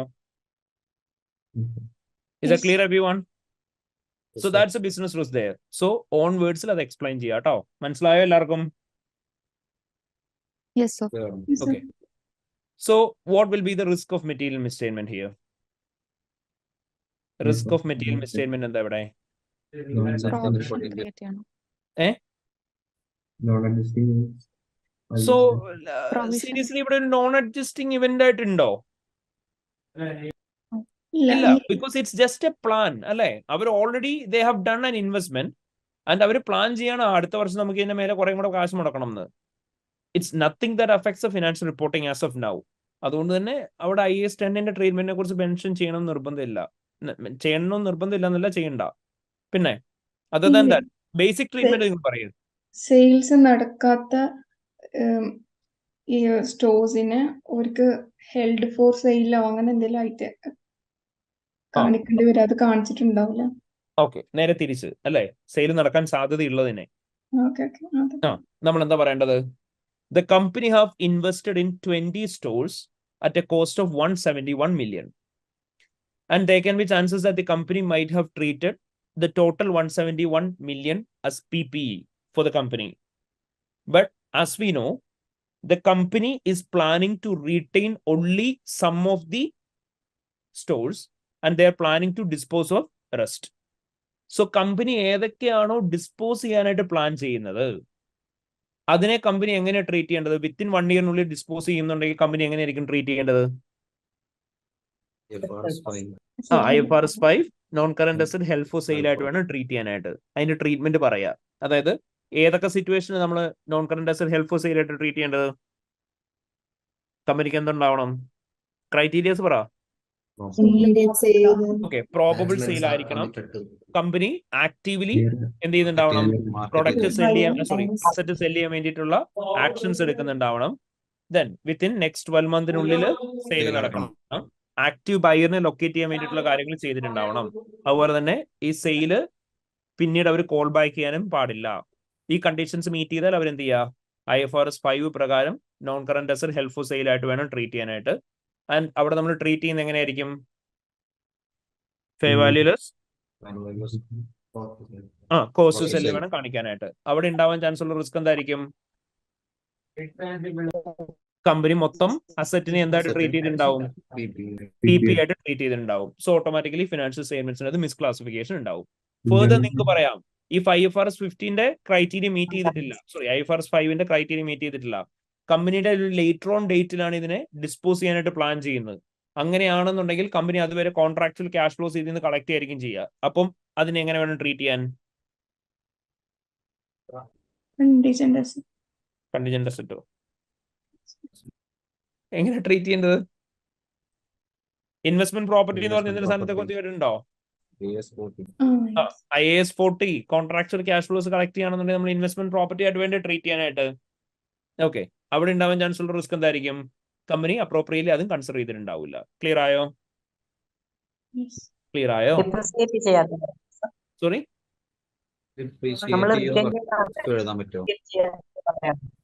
നമ്മൾ എടുത്തതിന്റെ ആണോ? അതും സബ്സീക്വന്റ് പോയിന്റ്സ് ആയിട്ട് പറയാം. ഇനീഷ്യൽ റെക്കഗ്നീഷന് ശേഷമുള്ള പോയിന്റ് ആയിട്ട് പറയാം. ഏതൊക്കെ അസറ്റ് ആണോ കമ്പനി റീറ്റെയിൻ ചെയ്യുന്നത് ആസ് PPE, അതിനെ from the date on which it is available for use അന്നോട്ടൊരു കമ്പനി എന്ത് ചെയ്യുന്നുണ്ടാവണം? ഡിപ്രിഷിയേറ്റ് ചെയ്തിട്ടുണ്ടാവണം. ഓക്കെ, അത് പക്ഷെ ചെയ്തിട്ടുണ്ടാവില്ല. പക്ഷെ അവിടെ വേറൊരു കാര്യമുണ്ട്, ഇവർക്ക് ഇത് അവൈലബിൾ ഫോർ യൂസ് ആയിട്ടില്ല. കാരണം എന്താ? ഈ അസറ്റ് അവരെടുത്തിട്ട് റീഫിറ്റ് ചെയ്താലേ അത് ഉണ്ടാവുള്ളൂ, for the new purpose available for use ആവുള്ളൂ. മനസ്സിലായോ? സോറി, അല്ല, അപ്പം ആ സിറ്റുവേഷൻ റിസ്ക് ആയിട്ട് പറയാൻ പറ്റും. ആ സിറ്റുവേഷനിൽ അപ്പൊ അത് റിസ്ക് ആയിട്ട് വരില്ല. അതുകൊണ്ടാണ് ഞാൻ ആഡ് ഓൺ ആയിട്ട് പറഞ്ഞത്. മനസ്സിലായോ? അല്ല, കമ്പനി എന്താ പറയാ, മിസ്അപ്രോപ്രിയേറ്റ് ആയിട്ട് ഡിപ്രിസിയേഷൻ ചാർജ് ചെയ്തുണ്ടാക്കാൻ ചാൻസ് ഉണ്ടെന്ന് അങ്ങനെ പറയാൻ പറ്റും. അത് പറയാം, but the thing is it cannot be treated as A significant risk. നമ്മളോട് പണ്ട് പറയുമ്പോൾ നമുക്ക് അങ്ങനത്തെ എന്ത് വേണമെങ്കിലും എഴുതാമായിരുന്നു. പക്ഷെ ഇപ്പൊ നമ്മളോട് സിഗ്നിഫിക്കന്റ് റിസ്ക് അല്ല ചോദിക്കുന്നത്. അപ്പൊ പ്രൈമറി ലെവലുള്ള സിഗ്നിഫിക്കന്റ് റിസ്ക് ഐഡന്റിഫൈ ചെയ്ത് എക്സ്പ്ലെയിൻ ചെയ്താൽ മതി. ക്ലിയർ ആയോ? അപ്പൊ ലെറ്ററിൽ ഇവിടെ നിങ്ങൾ എന്തൊക്കെ തമ്മിലോ കമ്പാരിസൺ നടത്തേണ്ടത്? PPE, investment property, IFRS 5. Clear ആയോ മക്കളെ? Okay. Then second one in relation to the trade receivables, 22 എന്നത് 42 ആയി. എന്താ പറഞ്ഞേക്കെന്ന് നോക്കി. While the majority of the sales for cash, an increasing number of customers have credit accounts with Mercury Company. Company offers credit customers 60 days credit to pay for goods. The forecast trade receivables balance at 30th September is 42 million and the prior year was 22 million. Due to growth in the sales to customer on account in December 2014, Mercury Company engaged Fairbairn Company, a service organization, to provide credit control function. നിങ്ങളോട് എന്താ പറഞ്ഞേക്കുന്നത്? Trade റിസീവബിൾസിനെ base ചെയ്ത് പറഞ്ഞു. Trade റിസീവബിൾസിനെ base ചെയ്ത് എന്താ പറഞ്ഞേക്കുന്നത്? Company എന്ത് ചെയ്തു പറഞ്ഞത്? കമ്പനിയുടെ ട്രേഡ് റിസീവൽസ് ഡേയ്സ് എന്തായെന്ന് പറഞ്ഞു? 60 ഡേയ്സ് അവരൊരു credit to pay for goods എന്ന് പറയുന്ന ഒരു ഓപ്ഷൻ കൊടുക്കുന്നുണ്ട്. സോ കസ്റ്റമർ പ്രൊഡക്റ്റ് വാങ്ങിച്ചു കഴിഞ്ഞാൽ 60 ഡേയ്സിന് ശേഷം എന്ത് ചെയ്താൽ മതി? പേയ്മെന്റ് തന്നാൽ മതി. അപ്പൊ അവരുടെ ഫോർകാസ്റ്റ് റിസീവൽസ് എന്തായി? ട്വൈസ് ആയി. 22 മില്യൺ എന്നത് 42 മില്യൺ ആയി. ആ ഗ്രോത്ത് ഉണ്ടായേക്കുന്നതിന് മേജർ റീസൺ എന്താണ്? അവർ പറഞ്ഞു സെയിൽസ് കൂടിയിട്ടുണ്ട്. അതാണ് ഒരു one of the reason. And ഇതെല്ലാം കൂടി മാനേജ് ചെയ്യാനായിട്ട് ഇവർ ക്രെഡിറ്റ് കൺട്രോൾ ഫംഗ്ഷൻ മൊത്തം ഔട്ട്സോഴ്സ് ചെയ്തേക്കാന്ന് പറഞ്ഞു. അവിടെ ഡയറക്റ്റ്ലി നിങ്ങൾക്ക് പറയാൻ പറ്റുന്ന ബിസിനസ് റിസ്ക് എന്തെങ്കിലും ഉണ്ടോ? ക്രെഡിറ്റ് ഓർഗനൈസേഷന് സർവീസ് ഓർഗനൈസേഷൻ ശരിക്കും എഫിഷ്യന്റ് അല്ലെങ്കിൽ റിസീവബിൾസ് കിട്ടാൻ ഭയങ്കര ലേറ്റ് ആവും. ഓക്കെ, സർവീസ് ഓർഗനൈസേഷൻ എഫിഷ്യന്റ് ആയിട്ടല്ല കാര്യങ്ങൾ ചെയ്യുന്നുണ്ടെങ്കിൽ റിസീവൽസ് റിക്കവർ ചെയ്യാനായിട്ട് ടൈം പീരീഡ് എടുക്കുന്ന കൂടുതലായിരിക്കും. അപ്പോൾ ഓട്ടോമാറ്റിക്കലി എന്തായിരിക്കും സംഭവിക്കാൻ ചാൻസ് ഉള്ളത്? Possibility of having bad and doubtful debts ഉണ്ടാവും. അതുപോലെ തന്നെ cash flow issues company face ചെയ്യേണ്ടതായിട്ട് വരും. ഇനി അവിടെ തന്നെ നമുക്ക് പറയാൻ പറ്റുന്ന റിസ്ക് ഓഫ് മെറ്റീരിയൽ മിസ്സ്റ്റേറ്റ്മെന്റ് എന്തായിരിക്കും? ആദ്യമേ നിങ്ങൾ എന്ത് ചെയ്യുക? റിസീവൽസ് ഡേയ്സ് കാൽക്കുലേറ്റ് ചെയ്ത് നോക്കുക. റിസീവൽസ് ഡേയ്സ് കാൽക്കുലേറ്റ് ചെയ്തോ? കറണ്ട് ഇയറിലെയും പ്രീവിയസ് ഇയറിലെയും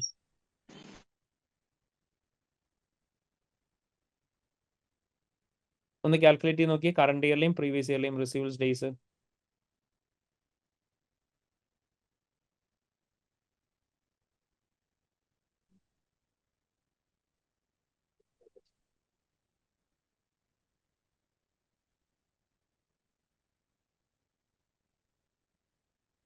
ചിലപ്പോൾ ചെറിയ എമൗണ്ട് ആയിരിക്കും. നോക്കി,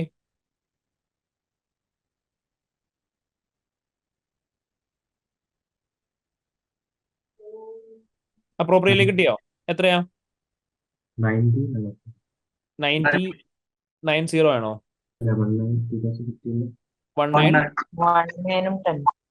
10 ആണോ? Okay, okay fine. അപ്പൊ നിങ്ങൾക്ക് അവിടെ എന്താ പറയാൻ പറ്റുക? നിങ്ങൾക്ക് എല്ലാം കൂടി നോക്കിയിട്ട് പറയാം. അത് ഒരുപാട് സിഗ്നിഫിക്കന്റ് അല്ല. അത് അടുത്ത ക്വസ്റ്റിനെ ബേസ് ചെയ്തിട്ടുള്ള സബ് ക്വസ്റ്റ്യൻ വരാനായിട്ടുള്ളതുകൊണ്ടാണ്. ബട്ട് സ്റ്റിൽ നിങ്ങൾക്ക് എന്ത് പറയാം? ഇതുപോലത്തെ സിറ്റുവേഷൻ വരുവാണെങ്കിൽ നിങ്ങൾക്ക് പറയാം സെയിൽസ് കൂടിക്കൊണ്ട് മാത്രമല്ല, if there is any possibility of having bad and doubtful debts അവിടെ എന്ത് ചെയ്യുന്നുണ്ടാവണം?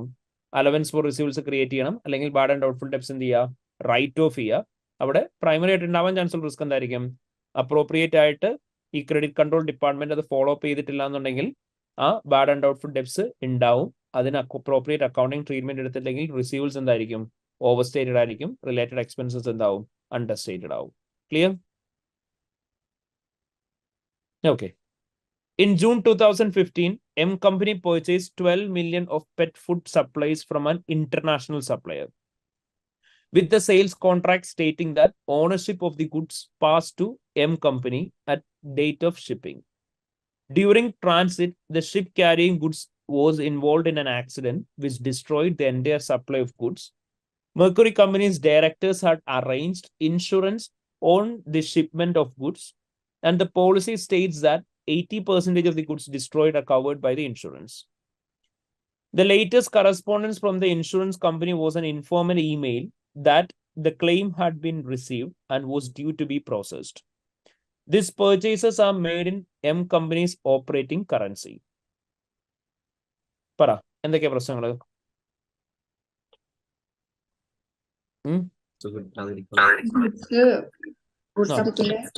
ടൈമിലി ഡെലിവറി നടത്തിയിട്ടില്ലെങ്കിൽ കസ്റ്റമർ ഡിസാറ്റിസ്ഫാക്ഷൻ. Okay fine. അത് ആഡ് ഓൺ ആയിട്ട് നമുക്ക് ഇനിയും പറഞ്ഞൂടെ? ഇവിടെ സിനാരിയോയിൽ പറഞ്ഞേക്കുന്ന ഡേറ്റ കൊണ്ട് വെച്ചിട്ട് പറയാം. അതായത് ബേസിക് ആയിട്ട് പ്രൈമറി ബിസിനസ് റിസ്ക് എന്തായിരിക്കും പറയുന്നുണ്ടാവുക? It's an international supplier. അതാണ് പ്രൈമറി ബിസിനസ് റിസ്ക്. ശരിയല്ലേ?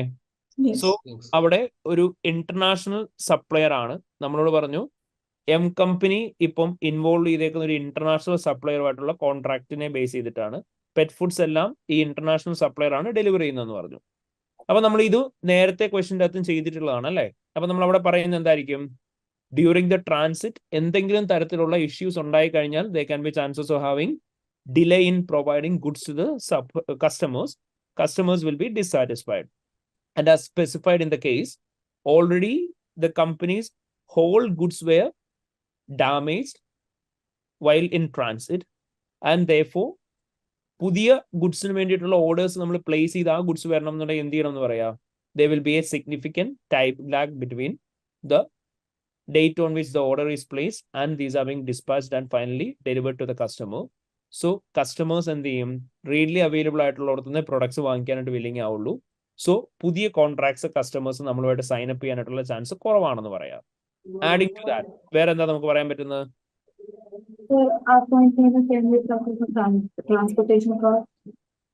Okay, you can mention that when we import goods from a foreign supplier, the transportation cost associated with the purchase of goods will be significantly high. So automatically it might affect the profitability of the company. Good.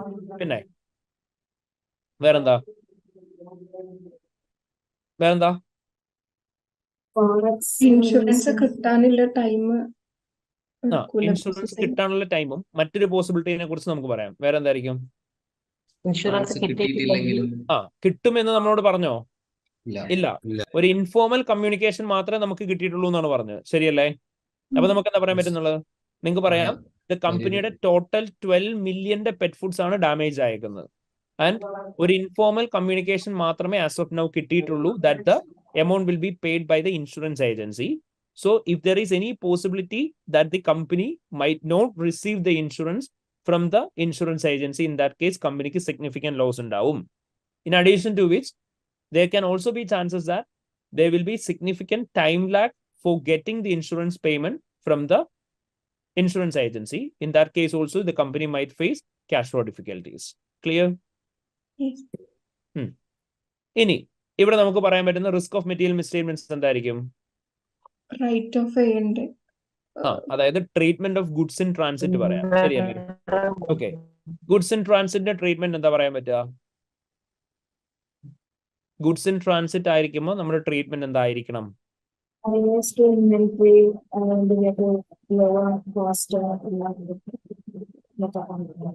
Goods in transit inventory treatment അല്ല, basic goods in ട്രാൻസിറ്റിന്റെ treatment എങ്ങനെ ആയിരിക്കണം? ഒരു company goods purchase ചെയ്യുന്ന സമയത്ത് നമ്മൾ എന്ത് നോക്കുക? Risk and reward എപ്പോഴാണ് ട്രാൻസ്ഫർ ആവുന്നത് നോക്കണം. ഓൺ പർച്ചേസ് തന്നെ നമുക്ക് ഓണർഷിപ്പ് ട്രാൻസ്ഫർ ആയിട്ടുണ്ട് എന്നുണ്ടെങ്കിൽ അത് ആരുടെ ഇൻവെന്ററി ആയിട്ടായിരിക്കും അക്കൗണ്ട് ചെയ്തിട്ടുണ്ടാവുക? കമ്പനിയുടെ ഇൻവെന്ററി ആയിട്ട് അത് റെക്കോർഡ് ചെയ്തിട്ടുണ്ടാവും. പർച്ചേസും പേബിൾസും കാണിച്ചിട്ടുണ്ടാവും. അങ്ങനെയാണ് എന്നുണ്ടെങ്കിൽ ആ ഇൻവെന്ററിയുടെ വാല്യൂ നമ്മൾ എന്ത് ചെയ്യണം? നിങ്ങൾ പറയാ lower of cost or NRV write off ചെയ്യണം. Since the products are completely damage, the whole amount of inventory which have been already recognized by the company should be written off from the company's financial statements. Avade undavan chance ulla risk endaayirikkum? There can be chances that the company might not have taken appropriate accounting treatment in relation to the inventory inventory which were in transit, which would result in overstated value of inventory and understatement of expenses. Clear? Yes. Okay. Secondly, what about the treatment in relation to the insurance receipts? Okay, നമുക്ക് എങ്ങനെയാ record ചെയ്യാൻ പറ്റുക?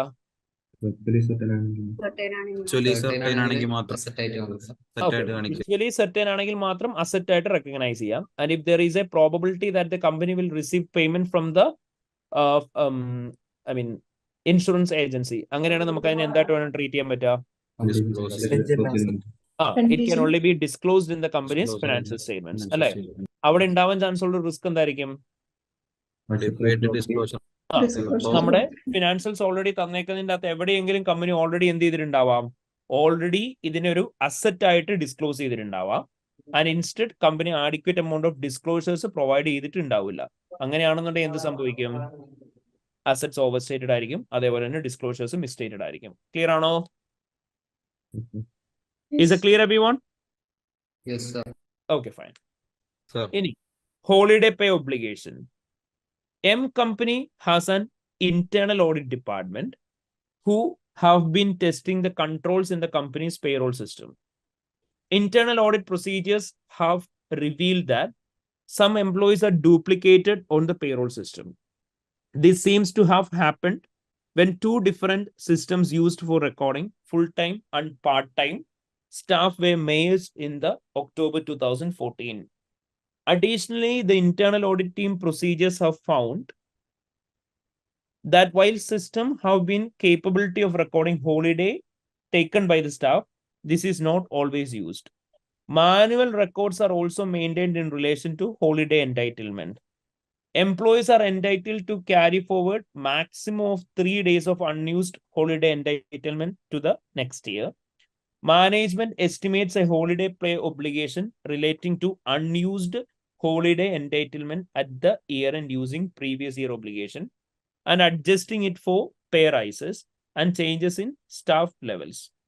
Holiday pay obligation forecast for the 30th September 2015 is 21.1 million and 11.6 million. പറ എന്തൊക്കെയാ പ്രശ്നം? എന്താ business risk? എന്താ business risk? It's very simple. എന്താ business risk? Exactly. Weak controls in relation to the payroll system. Payroll system related controls are weak. അത് കാരണം കൊണ്ട് നിങ്ങൾക്ക് അവിടെ എന്താ പറയാൻ പറ്റുന്നത്? Unwanted cash outflow. എങ്ങനെ? Unwanted payroll cash outflow. expenses കൂടും. അതായത് എക്സ്പെൻസ് കൂടുന്നുള്ളത് ഫെർദർ ഇമ്പാക്ട് ആണ്. എക്സ്പ്ലനേഷൻ എന്താ നമുക്ക് കൊടുക്കാൻ പറ്റുക? ഫിക്ടീഷ്യസ് എംപ്ലോയീസിനുള്ള പോസിബിലിറ്റീസ് കൂടും. പിന്നെ Unwanted cash inflows. Unwanted cash ഇൻഫ്ലോസോ ഔട്ട്ഫ്ലോസ് ഉണ്ടാവും. Okay fine. നിങ്ങൾ ഡീറ്റെയിൽഡ് ആയിട്ട് അത് എക്സ്പ്ലെയിൻ ചെയ്യുക. നിങ്ങൾ പറയാ Mercury company's internal controls in relation to the payroll system are not operating appropriately as required for a listed entity. And then in the basis during the current year, there were multiple issues identified in relation to the payroll balances, especially two different systems were used to record the data, and the full-time and part-time reports which were merged together resulted in significant mistakes in the company's payroll balances. In addition to this, there can also be possibility of having intentional fraudulent transactions undertaken by the employees, resulting in possibility of having fictitious employees and other various payroll fraud, leading to unwanted cash outflow for the company and increased payroll expenses. Clear? Yes. Is it clear, everyone? Okay. Then what's the risk of material misstatement here? ഇവിടെ ഉണ്ടാവുന്ന risk of material misstatement എന്തായിരിക്കും? Internal control weakness. Internal control weakness. Okay. Risk of material misstatement, significant one പറഞ്ഞാൽ മതി. Basic treatment എന്താ ഇവിടെ പറഞ്ഞേക്കുന്നത്? നിങ്ങളോട് പറഞ്ഞേക്കുന്നത് എന്താ? കമ്പനിയുടെ ഇപ്പോഴത്തെ സിറ്റുവേഷനിൽ കമ്പനിയുടെ നമ്പർ ഓഫ് എംപ്ലോയീസ് കൂടിയിട്ടുണ്ട്. 6,200 നിന്ന് 7,000 ആയി. നമ്മളോട് പറഞ്ഞ എന്തൊക്കെയാ? എംപ്ലോയീസിന് ലീവ് കൊടുക്കുന്നുണ്ട്. ആ ലീവ് ഒന്നും പക്ഷെ എന്ത് ചെയ്യുന്നില്ല എന്ന് പറഞ്ഞു, അവര് പ്രോപ്പർലി റെക്കോർഡ് ചെയ്യുന്നില്ല അല്ലേ? അവർ നമ്മളോട് പറഞ്ഞു ഇത് പ്രോപ്പർലി ഈ സിസ്റ്റം എപ്പോഴും യൂസ് ചെയ്യാറില്ല എന്ന് പറഞ്ഞു. അതായത് നമ്മുടെ സിസ്റ്റത്തിന് ഹോളിഡേയ്സ് റെക്കോർഡ് ചെയ്യാനായിട്ടുള്ള ഓപ്ഷൻ ഉണ്ട്, പക്ഷെ അത് എപ്പോഴും അവർ യൂസ് ചെയ്യാറില്ല. എംപ്ലോയീസിന് 3 days വരെ അൺയൂസ്ഡ് ആയിട്ട് കിടക്കുന്ന ഹോളിഡേ എൻടൈറ്റിൽമെന്റ് നെക്സ്റ്റ് ഇയറിലേക്ക് ട്രാൻസ്ഫർ ചെയ്യാമെന്ന് പറഞ്ഞു. അതിന്റെ ബേസിസിലുള്ള ഹോളിഡേ പേ ഒബ്ലിഗേഷൻ ആണ് ഈ പറഞ്ഞേക്കുന്ന 21 million. പ്രീവിയസ് ഇയറിൽ 11.6 million ഉണ്ടായിരുന്നുള്ളൂ. ഇപ്പോൾ ഓൾമോസ്റ്റ് ട്വൈസ് ആയി. ഓക്കെ, അതിനെ ബേസ് ചെയ്ത് നിങ്ങൾ പറയൂ എന്താ ഇഷ്യൂ ഉണ്ടാവുന്ന ഇവിടെ? എന്തായിരിക്കും?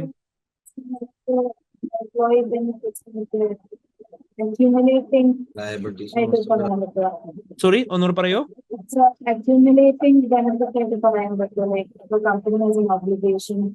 ഡെഫിനറ്റ്ലി പറയാം. പറഞ്ഞോ, ഏതാ സ്റ്റാൻഡേർഡ്? ഏതാ?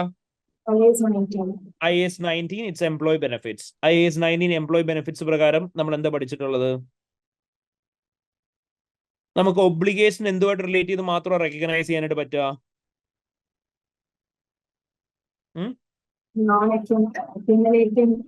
അക്യുമുലേറ്റിംഗ് ഐറ്റംസുമായിട്ട് റിലേറ്റ് ചെയ്തുള്ള മാത്രമാണ്.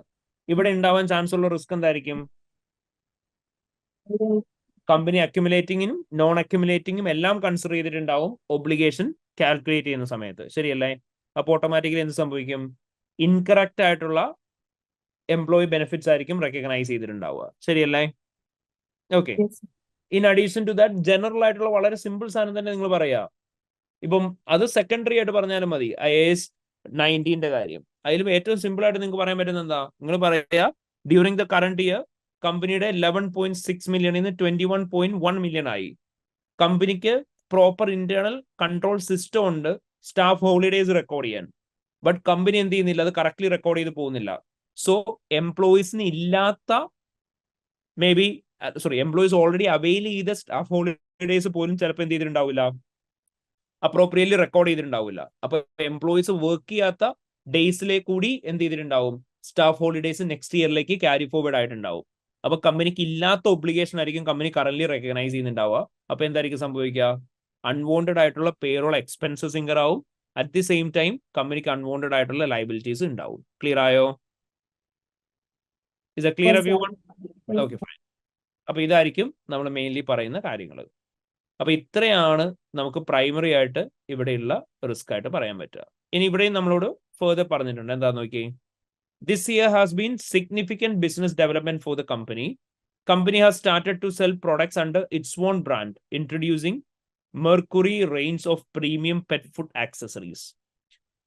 The products are manufactured in another country and imported, and the purchase of Mercury company's goods for foreign suppliers are predicted to be 7 million for the year to 30th September 2015. The range was introduced for sale in June 2015 and was heavily promoted.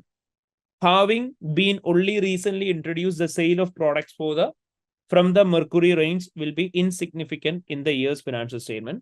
However, projections in the management accounts indicate that Mercury's range is expected to account for 30% of the revenue in the financial year.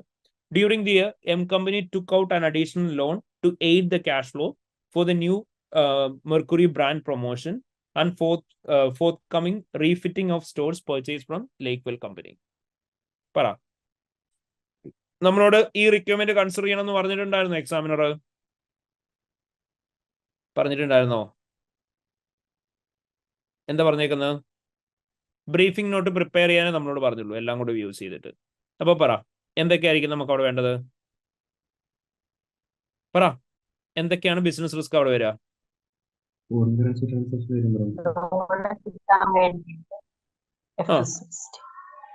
എങ്ങനെ, ഒന്നുകൂടെ പറയൂ. Loan കിട്ടാൻ വേണ്ടിയിട്ട് revenue കൂട്ടിക്കാണ്. അല്ലല്ല, അത് risk of material മിസ്സ്റ്റേറ്റ്മെന്റ് അല്ലേ, business risk. Business risk എന്താ? അതായത് കമ്പനി എന്ത് ചെയ്യുവാണെന്ന് പറഞ്ഞു, അവരുടെ മെർക്കുറി റേഞ്ച് എന്ന് പറയുന്ന പ്രോഡക്ട്സ് കംപ്ലീറ്റ്ലി ഫോറിൻ കൺട്രിയിൽ ഉണ്ടാക്കിയിട്ട് അത് എന്ത് ചെയ്യാണെന്ന് പറഞ്ഞു, ഹോം കൺട്രിയിലേക്ക് കൊണ്ടുവരിക എന്നാണ് പറഞ്ഞത്. അപ്പൊ ഓട്ടോമാറ്റിക്കലി അവിടെ ഉണ്ടാകുന്ന പ്രൈമറി റിസ്ക് എന്തായിരിക്കും? International operation. അപ്പൊ ഓട്ടോമാറ്റിക്കലി അവിടെ എന്തൊക്കെ റിസ്ക് നമുക്ക് പറയാൻ പറ്റുക? എക്സ്ചേഞ്ച് റേറ്റ് ഫ്ലക്ച്വേഷൻസ് പറയാം അല്ലെ, എക്സ്ചേഞ്ച് റേറ്റ് ഫ്ലക്ച്വേഷൻസ് പറയാം. അവിടെ നിങ്ങൾക്ക് പറയാൻ പറ്റുന്നത് എന്തായിരിക്കും? കമ്പനി ഇന്റർനാഷണൽ മാർക്കറ്റിൽ ഓപ്പറേറ്റ് ചെയ്യുന്ന സമയത്ത് അവിടെ നമ്മൾ പേ ചെയ്യുന്നതെല്ലാം എങ്ങനെയായിരിക്കും? ഫോറിൻ കറൻസിയിലായിരിക്കും. സോ ഓട്ടോമാറ്റിക്കലി നമ്മുടെ കമ്പനിയുടെ കോസ്റ്റും പ്രോഫിറ്റും എല്ലാം എന്തായിരിക്കും? വോളാറ്റൈൽ ആയിരിക്കും. അത് നമുക്ക് പറയാം. രണ്ടാമത് നമുക്ക് പറയാൻ പറ്റുന്നത് എന്താ? Company is importing from the foreign market. അപ്പൊ എന്തായിരിക്കും സംഭവിക്കുക? Definitely there can be chances of having supply chain disruptions. അപ്പൊ അങ്ങനെ എന്തെങ്കിലും സപ്ലൈ ചെയിൻ ഡിസ്ട്രപ്ഷൻസ് ഉണ്ടായി കഴിഞ്ഞാൽ എന്ത് സംഭവിക്കും? കമ്പനി എക്സ്പെക്ട് ചെയ്യുന്ന പ്രോഡക്ട്സ് കമ്പനിക്ക് ഓൺ ടൈം റിസീവ് ചെയ്യില്ല. അങ്ങനെ എക്സ്പെക്ട് ചെയ്യുന്ന പ്രോഡക്ട്സ് ഓൺ ടൈം റിസീവ് ചെയ്തിട്ടില്ല എന്നുണ്ടെങ്കിൽ എന്തായിരിക്കും സംഭവിക്കുന്നുണ്ടാവുക? They won't be able to satisfy the customer demands. അപ്പൊ ഓട്ടോമാറ്റിക്കലി കസ്റ്റമേഴ്സ് എന്താവും? ഡിസാറ്റിസ്ഫൈഡ് ആവും എന്ന് പറയാം. അതേപോലെ തന്നെ ഇൻ അഡീഷൻ ടു ദാറ്റ് വേറെ എന്തായിരിക്കും പറയാൻ പറ്റുക നിങ്ങൾക്ക്?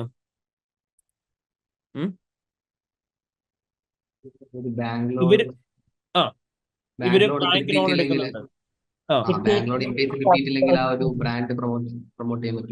ഓക്കെ, ബാങ്ക് ലോൺ അല്ലെങ്കിൽ ഫെർദർ ഫണ്ടിങ് നമുക്ക് ആഡിക്വലി വേണ്ടത് കിട്ടുന്നില്ല എന്നുണ്ടെങ്കിൽ ഓട്ടോമാറ്റിക്കലി എന്ത് ചെയ്യും? അവരെടുത്തു എന്നാണ് പറഞ്ഞത്. പക്ഷെ നമ്മൾ പറയുന്നത് ഫെർദർ ഫണ്ടിങ് അവൈലബിൾ ആയിട്ട് ആഡിക്വലി കിട്ടിയിട്ടില്ല എന്നുണ്ടെങ്കിൽ അവർ എക്സ്പെക്ട് ചെയ്യുന്ന രീതിയിൽ അത് മാർക്കറ്റ് ചെയ്യാനോ സെയിൽ ചെയ്യാനോ പറ്റില്ല. സോ അവർ പ്രൊജക്ട് ചെയ്തേക്കുന്ന റവന്യൂ ആണ് 30% ഓഫ് റവന്യൂ കിട്ടുന്നത്. അവർ എക്സ്പെക്ട് ചെയ്യുന്ന ആ റേഞ്ച് ഓഫ് റവന്യൂ കിട്ടണമെന്ന് നിർബന്ധമില്ല എന്നുള്ള പറയാം. ക്ലിയർ അല്ലേ? Is a clear? Okay. Sorry, ഈ ബാങ്ക് ലോണിന്റെ കാര്യത്തിലൂടെ നമുക്ക് ഗിയറിംഗിന്റെ കാര്യം പറഞ്ഞൂടെ? പറയാം. എന്റെ കൂടെ തന്നെ പറഞ്ഞു പോയാൽ മതി. ഇനി ഇവിടെ എന്തെങ്കിലും ഡയറക്ട്ലി നമുക്ക് ഇൻക്ലൂഡ് ചെയ്യാൻ പറ്റുന്ന റിസ്ക് ഓഫ് മെറ്റീരിയൽ മിസ്സ്റ്റേറ്റ്മെന്റ് ഉണ്ടോ?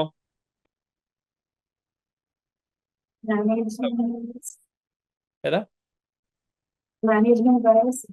Yes, you have to include one of the most important one relating to the managerial bias. Management biasനെ കുറിച്ച് നിങ്ങൾക്ക് എന്തായിരിക്കും പറയാൻ പറ്റുക? കമ്പനി എന്ത് ചെയ്യാൻ പോവാണെന്ന് പറഞ്ഞു? They are planning to take a new bank loan എന്നുള്ള കാര്യം. ലോൺ സോ അവര് പുതിയതായിട്ട് ബാങ്ക് ലോൺ എടുക്കുന്നുണ്ട്, അവർ പുതിയ ഇൻവെസ്റ്റ്മെന്റ്സ് നടത്തുന്നുണ്ട്. ഇതൊരു ലിസ്റ്റഡ് കമ്പനിയാണ്. അപ്പൊ ഓട്ടോമാറ്റിക്കലി ഇതെല്ലാം കൂടെ കമ്പൈൻ ചെയ്ത് നമുക്ക് പറയാൻ പറ്റുന്നത് എന്തായിരിക്കും? There can be possibility of having there can be possibility of having risk of material misstatement in the company's financial statement, which might be intentionally created by the company in order to attract the bank as well as the potential investors. അപ്പൊ അതായിരിക്കും നമുക്ക് അവിടെ പറയാൻ പറ്റുന്ന ഒരു risk. Clear ആയോ? Is it clear everyone? Yes, sir. Okay. Other than that, basic ആയിട്ടുള്ള കുറെ റിസ്കുകളാണ്. So you can consider that as well. Okay. ഇനി നമ്മളോട് അടുത്തതായിട്ട് മെയിൻ ആയിട്ട് ചോദിച്ചേക്കുന്ന റിക്വയർമെന്റ് എന്താ? They have asked us to discuss and conclude the impact with the outsourcing credit control function will have on our audit planning. നമ്മളോട് ഇവിടെ പറഞ്ഞു അവർ credit control work അവരെന്ത് ചെയ്യാൻ പോവാണ്, ട്രാൻസ്ഫർ ചെയ്തു എന്ന് പറഞ്ഞു. ഫെയർ ബാങ്ക് എന്ന് പറയുന്ന കമ്പനിക്ക് അവരാണ് ക്രെഡിറ്റ് കൺട്രോൾ ഫംഗ്ഷൻ മൊത്തത്തിൽ നോക്കുന്നതെന്ന് പറഞ്ഞു. അപ്പോൾ ക്രെഡിറ്റ് കൺട്രോൾ ഫംഗ്ഷനൊക്കെ എടുത്ത് ഔട്ട്സോഴ്സ് ചെയ്ത് കഴിയുമ്പോൾ നിങ്ങളുടെ ഓഡിറ്റ് പ്ലാനിങ്ങിന് അത് എങ്ങനെ അഫക്ട് ചെയ്യും എന്ന് ചോദിച്ചേക്കുന്നത്. It's purely a theoretical question which we have already learned in ISA. ഏതാ സ്റ്റാൻഡേർഡ് ഇവിടെ വരിക? ഓഡിറ്റ് പ്ലാനിങ്ങിനെ എങ്ങനെ അഫക്ട് ചെയ്യും എന്നാണ് ചോദിച്ചേക്കുന്നത്. പറയേ, നിങ്ങൾ ആദ്യമേ ജനറൽ സിനാരിയോ പറയാ.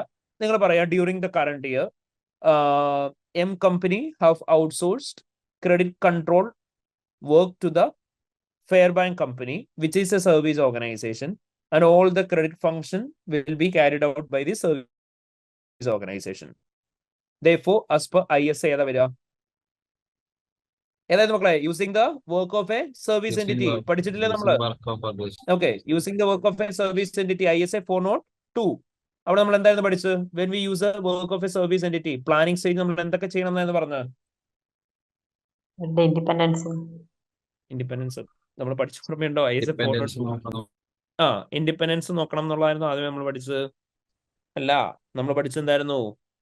First of all we need to obtain proper understanding about the service provided. So planning stage നമ്മൾ എന്ത് ചെയ്യണം? എന്തൊക്കെ സർവീസ് ആണ് പ്രൊവൈഡ് ചെയ്തേക്കുന്നത് അതിനെക്കുറിച്ച് പ്രോപ്പർ അണ്ടർസ്റ്റാൻഡിങ് ഒബ്റ്റെയിൻ ചെയ്യണം. പഠിച്ചതല്ലേ? ഓക്കെ. എങ്ങനെയായിരുന്നു ആദ്യം നമ്മൾ എന്തായിരുന്നു നോക്കേണ്ടത്? Nature of service provided. നമ്മൾ ക്രെഡിറ്റ് കൺട്രോൾ വർക്ക് മാത്രമാണ് ഔട്ട്സോഴ്സ് ചെയ്തേക്കുന്നത്. അതുപോലെ തന്നെ വേറെ റിസീവ്സ് റിലേറ്റഡ് എന്തെങ്കിലും സർവീസ് കൊടുത്തിട്ടുണ്ടോ എന്നുള്ള കാര്യം കൺസിഡർ ചെയ്യണം എന്ന് പറയാം. ഇത് ഓരോന്നും പ്ലാനിങ് സ്റ്റേജ് കൺസിഡർ ചെയ്യണം എന്ന് പറയാം. സോ നമ്മൾ പഠിച്ച ഈ തിയറിറ്റിക്കൽ നോളജും സിനാരിയോയിലുള്ള കാര്യങ്ങളും കൂടെ മിക്സപ്പ് ചെയ്യുക. ദെൻ ഇതിനുശേഷം നമ്മൾ എന്താ പറയേണ്ടത്? We need to try to obtain sufficient appropriate audit evidence from the user entity. ഒരു പടമൊക്കെ വരച്ച് പഠിച്ച ഓർമ്മയുണ്ടോ? യൂസർ എൻറ്റിറ്റിയിൽ നിന്ന് സഫിഷ്യന്റ് അപ്രോപ്രിയേറ്റ് എവിഡൻസ് കിട്ടിയിട്ടില്ലേ നമ്മൾ എന്ത് ചെയ്യണം എന്നാ പഠിച്ചത്? എന്തായിരുന്നു മക്കളെ ചെയ്യേണ്ടത്? ഹലോ, കേൾക്കുന്നുണ്ടോ? കേൾക്കുന്നുണ്ടോ? എന്നാ പറയൂ. യൂസർ എൻറ്റിറ്റിയിൽ നിന്ന് സഫിഷ്യന്റ് അപ്രോപ്രിയേറ്റ് എവിഡൻസ് കിട്ടിയിട്ടില്ല എന്ത് ചെയ്യണം എന്നായിരുന്നു നമ്മൾ പഠിച്ചത്? ഒരു ഓർഡർ പഠിപ്പിച്ച ഓർമ്മയില്ലേ? We need to contact the service entity to obtain sufficient appropriate evidence. എന്നിട്ടും കിട്ടിയിട്ടില്ലെങ്കിൽ എന്ത് ചെയ്യണം? സർവീസ് എൻറ്റിറ്റി വിസിറ്റ് ചെയ്യുക, എന്നിട്ട് സഫിഷ്യന്റ് അപ്രോപ്രിയേറ്റ് എവിഡൻസ് ഒബ്റ്റെയിൻ ചെയ്യാൻ നോക്കുക. വിസിറ്റ് ചെയ്തിട്ടും കിട്ടിയിട്ടില്ല, അപ്പം ആരെ വിടണം എന്നാ പറഞ്ഞത്? We need to consider contacting user entity to contact the service entity to appoint an auditor at the service entity called the service auditor. And we need to request the service auditor to provide us with either type 1 report or type 2 report. Type 1 അകത്ത് നമ്മൾ എന്തായിരിക്കും request ചെയ്യുന്നുണ്ടാവുക? Design and description of controls ആയിരിക്കും. Type 2 അകത്ത് നമ്മൾ request ചെയ്യുന്നത് എന്തായിരിക്കും? Design, description and operating effectiveness of the controls ആയിരിക്കും. പഠിച്ചതല്ലായിരുന്നു നമ്മള്? പഠിച്ചല്ലേ? ഈ കാര്യങ്ങളാണ് നമ്മുടെ അടുത്ത് ഇവിടെ ചോദിച്ചേക്കുന്നത്. So literally you have to mix up scenario and the theoretical knowledge which we already learned in the standard ISA 402 audit consideration relating to an entity using service organization. Clear? Is that clear everyone? Yes sir. The next നമ്മളോട് ചോദിച്ചേക്കുന്നത് എന്തൊക്കെയാ? Principal audit procedures എന്തൊക്കെയാണ് ചെയ്യേണ്ടതെന്നാണ് ചോദിച്ചേക്കുന്നത്. Holiday pay ഒബ്ലിഗേഷനുമായിട്ട് relate ചെയ്ത്. So audit procedures എന്തൊക്കെയാണ് ചെയ്യേണ്ടത് in relation to holiday pay obligation എന്ന് ചോദിക്കുന്ന സമയത്ത് നിങ്ങൾ ഇവിടെ ആലോചിച്ച് നോക്കുക, നിങ്ങൾക്ക് ഇവിടെ എന്തൊക്കെയാണ് കൺഫേം ചെയ്യേണ്ടതെന്ന്. അതുപോലെ തന്നെ നിങ്ങൾ ഇവിടെ ആലോചിച്ച് നോക്കുക ഇവിടെ എന്തൊക്കെയാണ് നിങ്ങൾക്ക് ചെയ്യാൻ പറ്റുന്ന പ്രൊസീജിയേഴ്സ് എന്ന്. നോർമൽ കേസിൽ നമുക്ക് എന്തൊക്കെയായിരിക്കും പ്രൊസീജിയേഴ്സ് ചെയ്യാനായിട്ട് പറ്റുക? നമുക്ക് മാനേജ്മെന്റിനോട് എൻക്വയറി ചെയ്യാം. We can have a discussion with the management, alternative point ആയിട്ട്. We can obtain written representation. കമ്പനിക്ക് പുറത്തുള്ള ആരോടെങ്കിലും വേണേൽ എക്സ്റ്റേണൽ കൺഫർമേഷൻ വാങ്ങാം. നമുക്ക് കറസ്പോണ്ടൻസ് റിവ്യൂ ചെയ്യാം കമ്പനി ആരെങ്കിലും ഒക്കെ തമ്മിലുള്ളത്. അതേപോലെ തന്നെ ഇഫ് പോസിബിൾ നമുക്ക് അനലിറ്റിക്കൽ പ്രൊസീജിയേഴ്സ് പെർഫോം ചെയ്യാം. റീകാൽക്കുലേറ്റ് ചെയ്ത് നമുക്ക് നോക്കാം. എക്സ്റ്റേണൽ കൺഫർമേഷൻ നമ്മൾ പറഞ്ഞു. ബോർഡ് മിനിറ്റ്സ് നമുക്ക് നോക്കാം. ബ്രേക്ക് ഡൗൺ ഓഫ് എക്സ്പെൻഡിച്ചേഴ്സ് നമുക്ക് എടുക്കാം. അതേപോലെ തന്നെ നമുക്ക് അഡീഷണലി എന്ത് ചെയ്യാം, ഡിസ്ക്ലോഷേഴ്സ് നോക്കാം. ഇങ്ങനെയുള്ള കുറേ പോയിന്റ്സ് നമ്മൾ പറഞ്ഞു. സോ ഔട്ട് ഓഫ് വിച്ച് നമുക്ക് ഇവിടെ എന്തൊക്കെയായിരിക്കും ചെയ്യാൻ പറ്റുന്നത് ഒന്ന് പറഞ്ഞേ. എന്തൊക്കെയായിരിക്കും?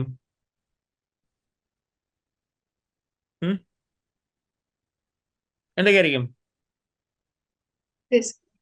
മാനേജ്മെന്റിനോട് ചോദിക്കാം എന്തൊക്കെ കൺട്രോൾസ് ആണ് അവര് എടുത്തേക്കുന്നത് എന്തുമായിട്ട് റിലേറ്റ് ചെയ്ത്? in order to ensure whether it's appropriate. Okay, അതായത് സ്റ്റാഫ് ഹോളിഡേയ്സിന്റെ കമ്പ്യൂട്ടേഷൻ ആണ് പറയുന്നത്. യെസ്. ഓക്കെ, സ്റ്റാഫ് ഹോളിഡേയ്സിന്റെ ലീവ് ഡേറ്റ്സ് അപ്രോപ്രിയറ്റ്ലി ആണ് റെക്കോർഡ് ചെയ്തേക്കുന്നത് എൻഷുർ ചെയ്യാൻ എന്തൊക്കെ കൺട്രോൾസ് ആണ് അവർ ഫോളോ ചെയ്യുന്നതെന്ന് മാനേജ്മെന്റിനോട് ചോദിക്കാം. Okay fine. അപ്പൊ നിങ്ങൾക്ക് എന്ത് പറയാം? Discuss with management about the controls which they have undertaken in relation to the payroll system to ensure whether the staff holidays are appropriately recorded. Okay, fine. പിന്നെ അടുത്തെന്തായിരിക്കും? വളരെ ബേസിക് ആയിട്ടുള്ള പോയിന്റ്സ് പറ. ഇവിടെ എന്തെങ്കിലും കമ്പ്യൂട്ടേഷൻ ചെയ്തിട്ടുണ്ടോ? നിങ്ങൾ പറഞ്ഞൂടെ recalculate the holiday pay obligation of 21.1 million relating to the current year to confirm mathematical accuracy. Okay, fine. പിന്നെ വേറെ എന്തായിരിക്കും ചെയ്യാൻ പറ്റുക? Analytical procedures. Okay. നമുക്ക് എന്ത് പറയാം? Perform analytical procedure by comparing current year's pay obligation to prior okay year. current year pay obligation with that of the prior year പറയാം.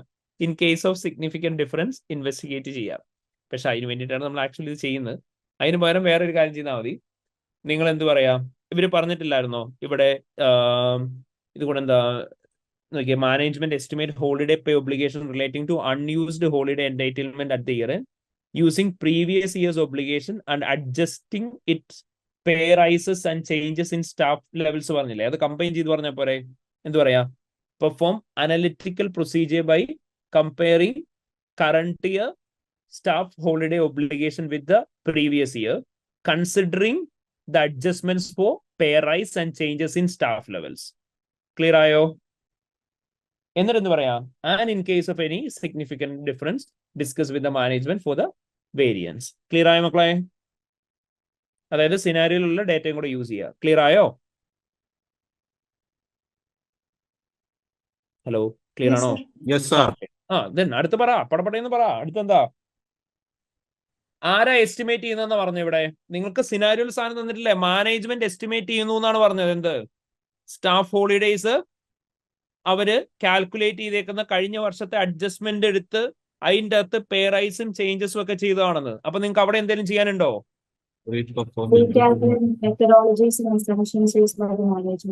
Sorry, again please. Come again please. Review the methodologies and assumptions used by the management. Okay, fine. Review the methodologies used by the management in determining staff pay obligation to confirm whether it is reasonable. Okay, fine, good. Pinne, other than that, or estimate സ്റ്റാഫിനോട് ചോദിക്കാൻ പറ്റുമോ? ചോദിച്ചൂടെ? ചോദിക്കുന്നതിന് എന്താ? ചോദിച്ചു, എന്താ പറയാൻ പറ്റുക? Enquiry with sample of employees. ഇല്ല, എംപ്ലോയീസിനോട് ചോദിച്ചിട്ട് കാര്യമില്ല. നമ്മൾ എസ്റ്റിമേറ്റിന്റെ കേസ് ആരോടെ ചോദിക്കേണ്ടത്?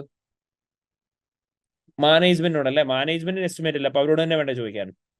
ഓക്കെ, ആൻഡ് പ്രിഫറബിളി നമ്മൾ കുറെ എൻക്വയറി പറഞ്ഞുകൊണ്ട് പകരം നമുക്ക് വേണമെങ്കിൽ എന്ത് ചോദിക്കാം? Yes, obtain written representation from the management in relation to the estimates with in relation to the estimates which they have used in determining the holiday pay obligation to confirm whether it is reasonable. അല്ലേ? എന്ത് പറയാ? obtain written representation from the management in relation to the management's estimates which were used in the computation of holiday pay obligation in order to determine whether it is reasonable. പറയാ. പിന്നെ വേറെന്താ? നിങ്ങൾ അവിടെ പറഞ്ഞ റിസ്കിനെ base ചെയ്ത് തന്നെ പറ. നിങ്ങൾ എന്തൊക്കെ റിസ്ക് പറഞ്ഞായിരുന്നല്ലോ IAS 19 ഒക്കെ എന്തായിരുന്നു? Review the notes to financial statements whether appropriate disclosures have been made. Okay, review notes to financial statements to confirm appropriate disclosures have been provided. Fine. In relation to എന്ത് പറയാ? IAS 19 പറയാ, employee benefits. Okay, other than that employee ബെനിഫിറ്റിന് തന്നെ treatment എന്താ പറയേണ്ടത്? നിങ്ങൾ കുറച്ച് മുന്നേ റിസ്ക് എന്തായിരുന്നു പറഞ്ഞത്? എംപ്ലോയി ബെനിഫിറ്റ് ഇവിടെ എങ്ങനെയാ ട്രീറ്റ് ചെയ്യണം എന്നായിരുന്നു കുറച്ച് മുന്നേ പറഞ്ഞത്. Liability ആയിട്ടാ കാണിക്കുന്നത്. എന്തിനെ ബേസ് ചെയ്തുള്ള ലയബിലിറ്റി കാണിക്കേണ്ടത്? അക്യുമുലേറ്റഡ് ആബ്സെൻസിനെ ബേസ് ചെയ്തുള്ള മാത്രമല്ലേ പറ്റുള്ളൂ. അപ്പൊ നിങ്ങൾ എന്ത് പറയാ? Review the computations of employee pay obligation in order to confirm whether accumulated pay absences are only included in the computation which are in accordance with IAS 19 employee benefits പറയാ. Clear ആയോ? Okay, അപ്പം ഇങ്ങനെ വേണം points പറയാനായിട്ട്. എന്തൊക്കെയാണോ confirm ചെയ്യാനായിട്ടുള്ളത് അതിന് corresponding points പറയാ. Randomly കൊണ്ടുപോയിട്ട് പഠിച്ച പോയിന്റ്സ് എന്തെങ്കിലും എഴുതി വെക്കരുത്. സിനാരിയോയ്ക്കകത്ത് എന്താണോ പറഞ്ഞേക്കുന്നത് അതിനെ ബേസ് ചെയ്ത് തന്നെ പോയിന്റ്സ് എഴുതുക. ക്ലിയർ ആയോ മക്കളെ? Is that clear? സർ, എംപ്ലോയീസിന്റെ അടുത്ത് കൺഫർമേഷൻ ചോദിക്കാൻ പാടില്ല. എന്താ ചോദിക്കേണ്ടത്? അല്ല, സീരിയസ് ഞാൻ ചോദിക്കാം, എന്താ ചോദിക്കേണ്ടത്? അല്ല, ചോദിക്കാൻ പാടില്ലല്ലോ. എംപ്ലോയീസിന്റെ അടുത്ത് നമ്മൾ കൺഫർമേഷൻ ചോദിക്കില്ല. എംപ്ലോയീസോട് നമ്മൾ ഡിസ്കസ് ചെയ്യും. ലീവ് എടുത്തിക്കോന്ന് വെച്ചൂടെ? ഓക്കെ, ഒരു സാമ്പിൾ ഓഫ് എംപ്ലോയീസിന്റെ ലീവ് ടേക്കൺ ഡേറ്റ്സ് അവരോട് എൻക്വയറി ചെയ്തിട്ട് അത് തന്നെയാണോ മറ്റേ റെക്കോർഡിന്റെ അകത്ത് കാണിച്ചേക്കുന്നത് നോക്കാൻ പറയാം. ഓക്കെ, പിന്നെ നമ്മൾ സ്റ്റാഫിനോട് കൺഫർമേഷൻ വാങ്ങിക്കുമെന്ന് ചോദിച്ചു കഴിഞ്ഞാൽ കൺഫർമേഷൻ എന്നുള്ള ടേം യൂസ് ചെയ്യാം. എക്സ്റ്റേണൽ കൺഫർമേഷൻ എന്നുള്ള ടേം പറ്റില്ല. അത് നമ്മൾ കമ്പനിക്ക് പുറത്തുള്ള ആളുകളോട് മാത്രം വാങ്ങിക്കാം കേട്ടോ. ഓക്കെ, അപ്പൊ ഇത്രയാണ് ജനറൽ ആയിട്ട് നമുക്ക് ഇവിടുന്ന് ഐഡന്റിഫൈ ചെയ്യാനായിട്ടുള്ള business risk, significant risk of material misstatements. അതേപോലെ തന്നെ നമുക്ക് ഇവിടെ വരുന്ന വേറെ എന്തൊക്കെയുള്ളത്? നമ്മൾ പറഞ്ഞ പോലെ ഔട്ട്സോഴ്സിംഗ് റിലേറ്റഡ് ആയിട്ടുള്ള കാര്യങ്ങൾ, പ്രിൻസിപ്പൽ ഓഡിറ്റ് പ്രൊസീജിയേഴ്സ്. ഇനി നമ്മൾ എന്താ ചെയ്യേണ്ടത്? നമ്മൾ ഈ പറയുന്ന ഈ ഏരിയനെ എല്ലാത്തിനെയും ബേസ് ചെയ്തിട്ട് നമ്മളോട് ആൻസർ എഴുതാനായിട്ടാണ് പറഞ്ഞേക്കുന്നത്. സോ ലിറ്ററലി നിങ്ങൾ ആൻസേഴ്സ് എഴുതുന്ന സമയത്ത് ഇവിടെ നമ്മളോട് ചോദിച്ചിരുന്നത് എന്തായിട്ട് ആൻസർ എഴുതാനായിട്ടായിരുന്നു? They have asked us to give a briefing note, അല്ലേ? ബ്രീഫിംഗ് നോട്ടായിട്ട് ആൻസർ എഴുതാനായിട്ടായിരുന്നു നമ്മളോട് പറഞ്ഞിരുന്നത്. അപ്പം ബ്രീഫിംഗ് നോട്ട് എഴുതുന്ന സമയത്ത് എന്ത് ചെയ്യുക? എപ്പോഴും ബ്രീഫിംഗ് നോട്ട് എന്നുള്ള ഹെഡിങ് കൊടുക്കുക. എന്നിട്ട് നമുക്കറിയാം ഇവിടെ നമുക്ക് ക്വസ്റ്റ്യൻ്റെ അകത്ത് ഓൾറെഡി ടു ഫ്രം സാധനങ്ങളൊക്കെ തന്നിട്ടുണ്ട്. ഈ ടു ഫ്രം സബ്ജക്റ്റ് തന്നെ നമ്മൾ യൂസ് ചെയ്തിട്ടായിരിക്കും ബ്രീഫിംഗ് നോട്ട് നമ്മൾ പ്രിപ്പയർ ചെയ്യുന്നുണ്ടാവുക. അതായത് ഇവിടെ നമ്മൾ ഈ ഒരു പർട്ടിക്കുലർ മെയിലിൽ റിപ്ലൈ ചെയ്യുന്നുണ്ടാവുക. അവിടെ ഒരേ ഒരു വ്യത്യാസം വരുള്ളൂ. എന്താ? ടു എന്താവും? ടു ഫ്രം ആവും. അതേപോലെ തന്നെ ഫ്രം എന്താവും? ടു ആവും, റിപ്ലൈ മെയിൽ ആയതുകൊണ്ട്. അതേപോലെ തന്നെ subject will remain the same. എന്നിട്ട് നമ്മൾ ഇനി എന്ത് എഴുതണം? ഇൻട്രൊഡക്ഷൻ പാരഗ്രാഫ് എഴുതണം. സോ ഇൻട്രൊഡക്ഷൻ പാരഗ്രാഫ് എഴുതുന്ന സമയത്ത് ഞാൻ പറഞ്ഞിട്ടുണ്ട്, ഇൻട്രൊഡക്ഷൻ പാരഗ്രാഫിൻ്റെ നമ്മൾ എന്താ ഇൻക്ലൂഡ് ചെയ്യേണ്ടത്? ലിറ്ററലി എന്താണ് നമ്മളോട് റിക്വയർമെന്റ്സ് ചോദിച്ചേക്കുന്നത്, ആ റിക്വയർമെന്റ്സ് ചോദിച്ചേക്കുന്ന കാര്യങ്ങളാണ്. അപ്പൊ നിങ്ങൾ എന്ത് എഴുതുക? നിങ്ങൾ പറയാ this note is relating to audit of, നമ്മുടെ കമ്പനിയുടെ പേരും ഡീറ്റെയിൽസും എല്ലാം നമുക്ക് ഏറ്റവും തുടക്കത്തിൽ നിന്ന് കിട്ടും, അല്ലേ? ഇതാണ് നമുക്ക് ആ കമ്പനിയെ കുറിച്ചുള്ള ഡീറ്റെയിൽസ് കിട്ടിയേക്കുന്നത്. സോ നമ്മൾ എന്ത് ചെയ്യുക? Audit of mercury company, A listed company with the financial year ending 30th September 2015 എന്നുള്ളത് കൊടുക്കുക. എന്നിട്ട് നിങ്ങൾ എന്ത് ചെയ്യുക? This briefing not contains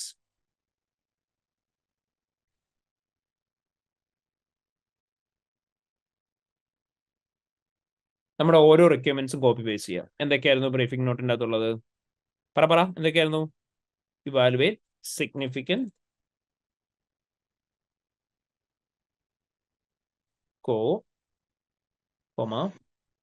then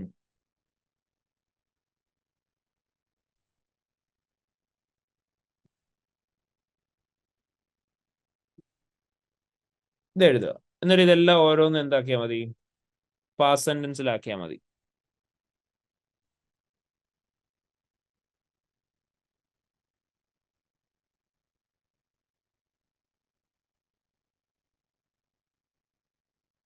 okay, ഇനി ഓരോന്നും എന്ത് ചെയ്യുക? കണ്ടിന്യൂസ് സെന്റൻസ് ആക്കാം. this contains evaluate ന് പകരം എന്താവും മക്കളെ? Evaluation of the significant business risk faced by Mercury company and ഇവിടെ എന്താവും? Evaluation and prioritization. Evaluation and prioritization of the significant risk of material misstatement which we need to consider in our audit planning. In addition, എന്തെങ്കിലുമൊക്കെ filling words ഇട്ട് കൊടുക്കുക. In addition, this also includes ഇവിടെ ഡിസ്കഷന് വരെ എന്താവും? Discussion and conclusion. Okay, conclusion, discussion and conclusion on the impact which outsourcing the credit control function will have on our audit planning and design of the principal audit procedures to be performed in respect of staff pay obligation. അപ്പൊ ഇത്രയായിരിക്കും നമ്മൾ introduction paragraph ആയിട്ട് എഴുതുന്നുണ്ടാവുക. ഇനി എന്ത് ചെയ്യുക? ആദ്യമേ നമ്മൾ risk of material മിസ്സ്റ്റേറ്റ്മെന്റ് ആണ് എഴുതുന്നുണ്ടെങ്കിൽ നമ്മൾ ആദ്യം എന്ത് ചെയ്യണം? മെറ്റീരിയാലിറ്റി എന്നുള്ള ഹെഡിങ് കൊടുക്കണം. ഇവിടെ നമ്മുടെ മെറ്റീരിയാലിറ്റി ചൂസ് ചെയ്യേണ്ടത് ലോവർ ലിമിറ്റ് ആണോ അപ്പർ ലിമിറ്റ് ആണോ മക്കളെ? ഏതാ ചൂസ് ചെയ്യേണ്ടത്? അപ്പർ ലിമിറ്റ് ആണോ? പ്രിഫറബിളി ഒരു മിഡിൽ ലൈൻ അല്ലെങ്കിൽ ടുവേഴ്സ് ദ ലോവർ എൻഡ് എടുക്കുക. കാരണം എന്താ? There are significant risk of material misstatement here. Management bias is very high. Internal control weakness നമ്മളോട് ഉണ്ടെന്ന് പറഞ്ഞിട്ടുണ്ട്. സോ ഓട്ടോമാറ്റിക്കലി കുറെ പോസിബിലിറ്റീസ് ഇല്ലേ? അതുകൊണ്ട് തന്നെ അവിടെ നമുക്കൊരു മിഡിൽ ലൈൻ അല്ലെങ്കിൽ ബിലോ ദാറ്റ് എടുത്താൽ മതി. അപ്പൊ നിങ്ങൾ എന്ത് ചെയ്യുക? മെറ്റീരിയാലിറ്റി എന്നുള്ള ഹെഡിങ് കൊടുത്തിട്ട് പറയാം, on the basis of the request from the audit engagement partner, the materiality has been computed on the basis of the profitability of the group, which is based on 5% to 10% of the total profit, and the benchmark for the materiality is determined between 3 million to 6 million as the company is having a total profit of 60 million for the current year. എന്നിട്ട് നിങ്ങൾ താഴെ എഴുതുക, the materiality has been determined in the planning stage of audit. The materiality is a starting point where the overall materiality has been determined to be on the lower limit based on the fact that the client is having significant risk of material misstatements in the company's financial statement. There are significant possibilities of having management bias, and in addition to which, there are internal control weakness in relation to the payroll system. Even though the materiality has been determined at a lower level, it is just a planning stage. Therefore, the materiality might be reviewed throughout the audit and revised whenever necessary. Heading കൊടുക്കണം, risk of material misstatement. എന്നിട്ട് ഓരോ risk of material മിസ്സ്റ്റേറ്റ്മെന്റും list down ചെയ്തിട്ട് എഴുതുക. അതുപോലെ തന്നെ നമ്മുടെ business റിസ്ക്കും list down ചെയ്തിട്ട് എഴുതുക. മേക്ക് ഷുവർ വൺ തിങ്, ഇത് എഴുതുന്ന സമയത്ത് നമുക്കറിയാം they have asked us for evaluation and prioritization of significant risk of material misstatement. അപ്പൊ സിഗ്നിഫിക്കന്റ് റിസ്ക് ഓഫ് മെറ്റീരിയൽ മിസ്സ്റ്റേറ്റ്മെന്റിനെ ഇവാലുവേറ്റ് ചെയ്യാൻ വേണ്ടിയുള്ള ഫാക്ടേഴ്സ് നമ്മൾ പഠിച്ചിരുന്നു. ഒരു റിസ്ക് സിഗ്നിഫിക്കന്റ് ആണോ എന്നറിയാൻ നമ്മൾ എന്തൊക്കെ നോക്കണം? Is there any possibility of fraud? Fraudulent ആയിട്ടുള്ള കാര്യങ്ങളെ ബേസ് ചെയ്തിട്ട് വരികയാണ്. അതായത് possibility of having managerial bias എന്തെങ്കിലും ഉണ്ടെന്നുണ്ടെങ്കിൽ അതിന് പ്രയോറിറ്റി കൊടുക്കുക. എന്തെങ്കിലും പോസിബിലിറ്റീസ് ഓഫ് ഹാവിംഗ് ഇമ്പയർമെന്റ് അല്ലെങ്കിൽ റീസെന്റ് ഉള്ള accounting developments, compliance with a new regulation, അങ്ങനെ എന്തെങ്കിലുമൊക്കെ വരുവാണെങ്കിൽ അതിന് പ്രയോറിറ്റി കൊടുക്കുക. സബ്ജക്റ്റീവ് ഏരിയ ലൈക്ക് എസ്റ്റിമേറ്റ്സ് ഉള്ള areas like the holiday pay, അങ്ങനെയുള്ള ഏരിയാസ് ഒക്കെ വരുവാണെങ്കിൽ അതിന് ഇമ്പോർട്ടൻസ് കൊടുക്കുക. Unusual transaction whereby a companies complying with a lower regulation for the first time, or when the company is involved in financial reporting framework related കാര്യങ്ങൾ for the first time, അവിടെ അത് significant risk ആണ്. Whenever there is a possibility of having related party transactions, significant related party transaction related എന്തെങ്കിലും issues question ഉണ്ടെന്നുണ്ടെങ്കിൽ അതും ഒരു significant risk ആണ്. അതുപോലെ തന്നെ കോംപ്ലക്സ് ട്രാൻസാക്ഷൻസ് എന്തെങ്കിലും ഉണ്ടെന്നുണ്ടെങ്കിൽ, സോ കോംപ്ലക്സ് ട്രാൻസാക്ഷന്റെ കേസിലും അതൊരു സിഗ്നിഫിക്കന്റ് റിസ്ക് ആണ്. ഇപ്പൊ ഈ ഒരു ക്വസ്റ്റിന്റെ കേസിൽ നമുക്കറിയാം അവർ അസറ്റിന്റെ അക്വിസിഷൻ നടത്തിയേക്കുന്നത് നമുക്ക് എന്തായിട്ട് പറയാം? ഒരു കോംപ്ലക്സ് ട്രീറ്റ്മെന്റ് ആയിട്ട് പറയാം. അതേപോലെ തന്നെ അവരിപ്പോ പലതരത്തിലുള്ള ഫസ്റ്റ് ടൈം കംപ്ലൈൻസ് ചെയ്യുന്നുണ്ട്. അത് നമുക്ക് അതായത് അല്ലെങ്കിൽ അവിടെ വളരെ ജഡ്ജ്മെന്റൽ ആയിട്ടുള്ള ഏരിയ ഉണ്ട്, ഹോളിഡേ പേയുടെ കേസ്, അതൊക്കെ നമുക്ക് സിഗ്നിഫിക്കന്റ് റിസ്ക് ആയിട്ട് എടുക്കാം. അപ്പൊ ഈ ഫാക്ടേഴ്സിന്റെ ബേസിസിലായിരിക്കും സിഗ്നിഫിക്കന്റ് റിസ്ക് നമ്മൾ പിക്ക് ചെയ്യുക. അപ്പൊ അതിന്റെ ബേസിസിൽ പ്രയോറിറ്റൈസ് ചെയ്യുക. അപ്പൊ ആദ്യമേ നോക്കണം ഫ്രോഡുലന്റ് ട്രാൻസാക്ഷൻസ് എന്തെങ്കിലും ഉണ്ടോ, ഇക്കണോമിക് അക്കൗണ്ടിംഗ് അല്ലാതെ അതർ ഡെവലപ്മെന്റ്സ് ഉണ്ടോ, സബ്ജക്റ്റീവ് ഏരിയാസ് ഉണ്ടോ, അൺയൂഷ്വൽ ട്രാൻസാക്ഷൻസ് ഉണ്ടോ, റിലേറ്റഡ് പാർട്ടി ട്രാൻസാക്ഷൻസ് ഉണ്ടോ, അതുപോലെ തന്നെ കോംപ്ലക്സ് ട്രീറ്റ്മെന്റ്സ് ഉണ്ടോ എന്ന് നോക്കുക. ക്ലിയർ ആയ മക്കളെ? സാർ ഈ സിനാരിയോക്കകത്ത് ഫ്രോഡിന്റെ കാര്യം മെൻഷൻ ചെയ്തു, മറ്റേ ഓപ്പറേഷൻസ് അക്രോസ് ദ കൺട്രി ഉണ്ടെന്ന് പറഞ്ഞു. അപ്പൊ അങ്ങനെയാണെങ്കിൽ അവിടെ ഫ്രോഡ് ആൻഡ് എറർ വരാനുള്ള സാധ്യത കൂടുതലുണ്ടോ? അതായത് നമ്മൾ ജനറൽ ആയിട്ടാണ് ഇപ്പൊ പറഞ്ഞു തന്നത്. അതായത് എവിടെയൊക്കെ സിനാരിയോക്കകത്ത് മാനേജറിൽ ബയസിനുള്ള സിഗ്നിഫിക്കന്റ് പോസിബിലിറ്റീസ് ഉണ്ടോ, അല്ലെങ്കിൽ അപ്രോപ്രിയറ്റ്ലി ഫ്രോഡുലന്റ് ട്രാൻസാക്ഷൻസ് ഉണ്ട് എന്നുള്ള രീതി പറഞ്ഞിട്ടുണ്ടോ, അത് നമ്മൾ ഐഡന്റിഫൈ ചെയ്താൽ മതി. കാരണം നമ്മൾ ജഡ്ജ്മെന്റൽ ബേസ്ഡ് ആയിട്ട് മാത്രമായിട്ട് എടുക്കണ്ട കേട്ടോ. അപ്പൊ അത് പറയേണ്ട ആവശ്യമില്ല, കൺട്രോൾസിന്റെ കാര്യം പറയേണ്ട ആവശ്യമില്ല. കൺട്രോൾസിന് ഒരുപാട് സിഗ്നിഫിക്കൻസ് കൊടുക്കണം. കാരണം ഇവിടെ ഇത് ഫ്രോഡിന് first priority, economic accounting other development second priority, subjective ഏരിയക്ക് തേർഡ് പ്രയോറിറ്റി, അങ്ങനെയില്ല. ഇതിന്റെ ബേസിസിൽ ഉള്ള എല്ലാത്തിനും പ്രയോറിറ്റി ഉണ്ട്. അപ്പൊ അതുകൊണ്ട് തന്നെ ഇവിടെ ഏറ്റവും ഇമ്പോർട്ടന്റ് ആയിട്ട് വരുന്ന ഏതാണ്? കോംപ്ലക്സ് ട്രീറ്റ്മെന്റ്സ് ആണെങ്കിൽ അതിന് പ്രയോറിറ്റി കൊടുത്താൽ മതി. മനസ്സിലായോ? ഓക്കെ. ഫോറക്സ് നമുക്ക് കോംപ്ലക്സ് ആയിട്ട് പറയാൻ പറ്റുമോ? ഫോറക്സിനെ കോംപ്ലക്സ് ആയിട്ട് പറയണ്ട. കാരണം അവരുടെ ടോട്ടൽ ഫോറക്സ് ട്രാൻസാക്ഷൻസ് ഒന്നും അല്ലല്ലോ, ഒരു പർട്ടിക്കുലർ ഏരിയ എന്നുള്ളത് മാത്രമേ ഉള്ളൂ. ഓക്കെ. ഗ്രൂപ്പിന്റെ കേസിലാണെങ്കിൽ നമുക്ക് അത് കോംപ്ലക്സ് ഒക്കെ പറയാൻ പറ്റില്ല. ഞാൻ പറയുന്നത് ഇപ്പൊ എന്നോട് ഫോറക്സിന്റെ ചോദിക്കുന്ന ഈ ക്വസ്റ്റിന്റെ ബേസിസിലാണോ ജനറൽ ആയിട്ടാണോ? ജനറൽ ആയിട്ട് സബ്സിഡറിന്റെ ഗ്രൂപ്പ് ആണെങ്കിൽ നമ്മളോട് പറയാണ് കമ്പനിക്ക് കുറെ സബ്സിഡറി കമ്പനീസ് ഉണ്ട്, half of the subsidiaries foreign subsidiaries ആണെന്ന് പറയാണ്. അതുപോലെ തന്നെ കമ്പനിക്ക് മൾട്ടിപ്പിൾ ഫോറിൻ കറൻസി ട്രാൻസാക്ഷൻസ് ഉണ്ടെന്ന് പറയാണ്. So in that case that will be A significant risk. കാരണം എന്താ? കോംപ്ലക്സ് അക്കൗണ്ടിങ് ട്രീറ്റ്മെന്റ് ആയതുകൊണ്ട്. അങ്ങനെ വരുമ്പോൾ സോ പ്യൂർലി അത് ജഡ്ജ്മെന്റിലാണ്, ക്വസ്റ്റിനെ ബേസ് ചെയ്തിട്ടാണ് വരിക. ഓക്കെ. ഇനി നമ്മുടെ ആ ഓരോ റിക്വയർമെന്റ്സിനും റിപ്ലൈ ചെയ്തതിനു ശേഷം ലാസ്റ്റ് എന്ത് ചെയ്യുക? കൺക്ലൂഷൻ പാർട്ടും കൂടി എഴുതുക. കൺക്ലൂഷൻ എഴുതാൻ വിട്ടുപോകരുത്. കൺക്ലൂഷനകത്ത് മാരകമായിട്ടൊന്നും ഇൻക്ലൂഡ് ചെയ്യണ്ട. നിങ്ങൾ പറഞ്ഞു പോയാൽ മതി. During the current year audit planning stage we have identified multiple significant risk of material misstatements in relation to the M company, and in addition to this, multiple business risk has also been identified, which might also result in related audit risk. And in addition to which, since the company have outsourced many of their work in relation to the receivables, the audit team will not be able to obtain sufficient appropriate evidence from the user entity itself. So all of these matters have to be properly considered in the planning stage itself, and proper audit procedures should be drafted in order to identify the existence of any misstatements in the company's financial statements. എന്ന് പറഞ്ഞ് എഴുതി conclude ചെയ്യുക. That's it. അപ്പം overall എന്തൊക്കെയാണ് നിങ്ങൾ റിസ്ക്കും കാര്യങ്ങളും കണ്ടുപിടിച്ച് അതെല്ലാം കൂടി വെച്ചിട്ട് ഒരു കൺക്ലൂഷൻ എഴുതുക. അപ്പൊ ഇത്രയാണ് നമ്മൾ നോർമലി ഒരു 50 മാർക്സിന്റെ ക്വസ്റ്റിൻ്റെ അകത്ത് ചെയ്യുന്നത്. ഇവിടെ മോസ്റ്റ് ഇമ്പോർട്ടൻ്റ്ലി നിങ്ങൾ ചെയ്യേണ്ടത്, ഒരിക്കലും ക്വസ്റ്റ്യൻ വായിക്കുന്നതിന് കറസ്പോണ്ടിങ്ങിൽ എഴുതി പോകരുത്. പക്ഷെ ക്വസ്റ്റ്യൻ വായിക്കുന്നതിന് കറസ്പോണ്ടിങ്ങിൽ റിസ്ക് ഓരോന്നും ഐഡന്റിഫൈ ചെയ്ത് പോവുക. അതായത് ഇപ്പം സേ ഫോർ എക്സാമ്പിൾ ക്വസ്റ്റ്യൻ വായിക്കുന്ന സമയത്ത് നിങ്ങൾ ഇവിടെ കണ്ടു, ഇവിടെ നിങ്ങൾ കാണുകയാണ് റവന്യൂ റെക്കഗ്നീഷൻ. റവന്യൂ റെക്കഗ്നീഷന്റെ ഇഷ്യൂ കാണുമ്പോൾ തന്നെ നിങ്ങൾ എന്ത് ചെയ്യുക? ആദ്യമേ തന്നെ കൊണ്ടുപോയിട്ട് ഇവിടെ എഴുതി വെക്കുക റവന്യൂ റെക്കഗ്നീഷൻ. സോ ഇനി നമുക്കപ്പോൾ എന്ത് ചെയ്യാം? ക്വസ്റ്റ്യൻ സ്റ്റാർട്ട് ചെയ്യുന്ന സമയത്ത് റവന്യൂ റെക്കഗ്നീഷൻ IFRS 15 കിടപ്പുണ്ട്. ഇനി അടുത്തത് നിങ്ങൾ അടുത്ത റിസ്ക് ഇവിടെ കാണുകയാണ്. ഇവിടെ നിങ്ങൾ അടുത്ത റിസ്ക് ആയിട്ട് കണ്ടു in relation to the treatment of IAS 40 and IFRS 5. അത് നിങ്ങൾ മാർക്ക് ചെയ്തു. അടുത്തത് നിങ്ങൾ എഴുതി പോവുക. ഇപ്പൊ അടുത്ത ഇഷ്യൂ എന്തായിരുന്നു? ട്രേഡ് റിസീവബിൾസിന്റെ റിലേറ്റഡ്. സോ ട്രേഡ് റിസീവബിൾസിന്റെ പോയിന്റ് എഴുതി. അപ്പം ഇങ്ങനെയുള്ള ഓരോ കാര്യങ്ങളും ചെയ്യുന്നത് എന്തിനു വേണ്ടിയിട്ടാണെന്ന് ചോദിച്ചു കഴിഞ്ഞാൽ, നമ്മൾ ഇത് ഓരോന്നും ചെയ്തു കഴിഞ്ഞാൽ നമുക്ക് എന്ത് ചെയ്യാം? ഫുള്ളി ഒരു ലിസ്റ്റായി. എന്നിട്ട് ഈ ലിസ്റ്റിനെ നമ്മൾ റീഓർഡർ ചെയ്തിട്ടാൽ മതി, എന്നിട്ട് എഴുതി പോയാൽ മതി. കാരണം അല്ലെങ്കിൽ നമുക്കത് റീഓർഡർ ചെയ്യാൻ വളരെ ബുദ്ധിമുട്ടായിരിക്കും ഫുൾ എഴുതിയിട്ട് റീഓർഡർ ചെയ്യാൻ നിന്ന് കഴിഞ്ഞാൽ. കാരണം നമ്മൾ ചിലപ്പം സിഗ്നിഫിക്കന്റ് റിസ്കിനേക്കാൾ ഇമ്പോർട്ടൻസ് കൊടുക്കുക വേറെ ഏതെങ്കിലുമൊക്കെ റിസ്കിനായിരിക്കും. അപ്പൊ അങ്ങനെ ഉണ്ടാവരുത്. അപ്പം അതുകൊണ്ട് തന്നെ നമ്മൾ എന്ത് ചെയ്യണം? ആദ്യമേ എല്ലാ റിസ്ക്കും കറസ്പോണ്ടിങ്ങിൽ ലിസ്റ്റ് ഡൗൺ ചെയ്തിടുക, എന്നിട്ട് മാത്രം ആൻസേഴ്സ് എഴുതി തുടങ്ങുക. ക്ലിയർ ആയോ? Is a clear everyone? So അപ്പൊ എല്ലാവരും ഇന്ന് തന്നെ ഈ ക്വസ്റ്റ്യൻ ആൻസർ എഴുതി നോക്കണം. റിവിഷൻ കിറ്റിലെ ആൻസേഴ്സും ചെക്ക് ചെയ്യുക.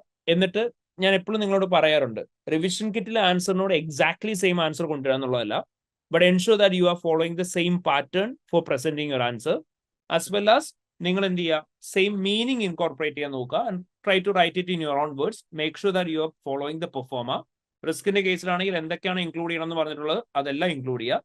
എന്നിട്ട് പ്രോപ്പർലി ആൻസേഴ്സ് എഴുതി പോവുക. ഓക്കെ. അപ്പൊ ഇന്ന് തന്നെ എല്ലാവരും ഈ ക്വസ്റ്റ്യൻ ആൻസർ എഴുതി നോക്കണം കേട്ടോ. ഓക്കെ.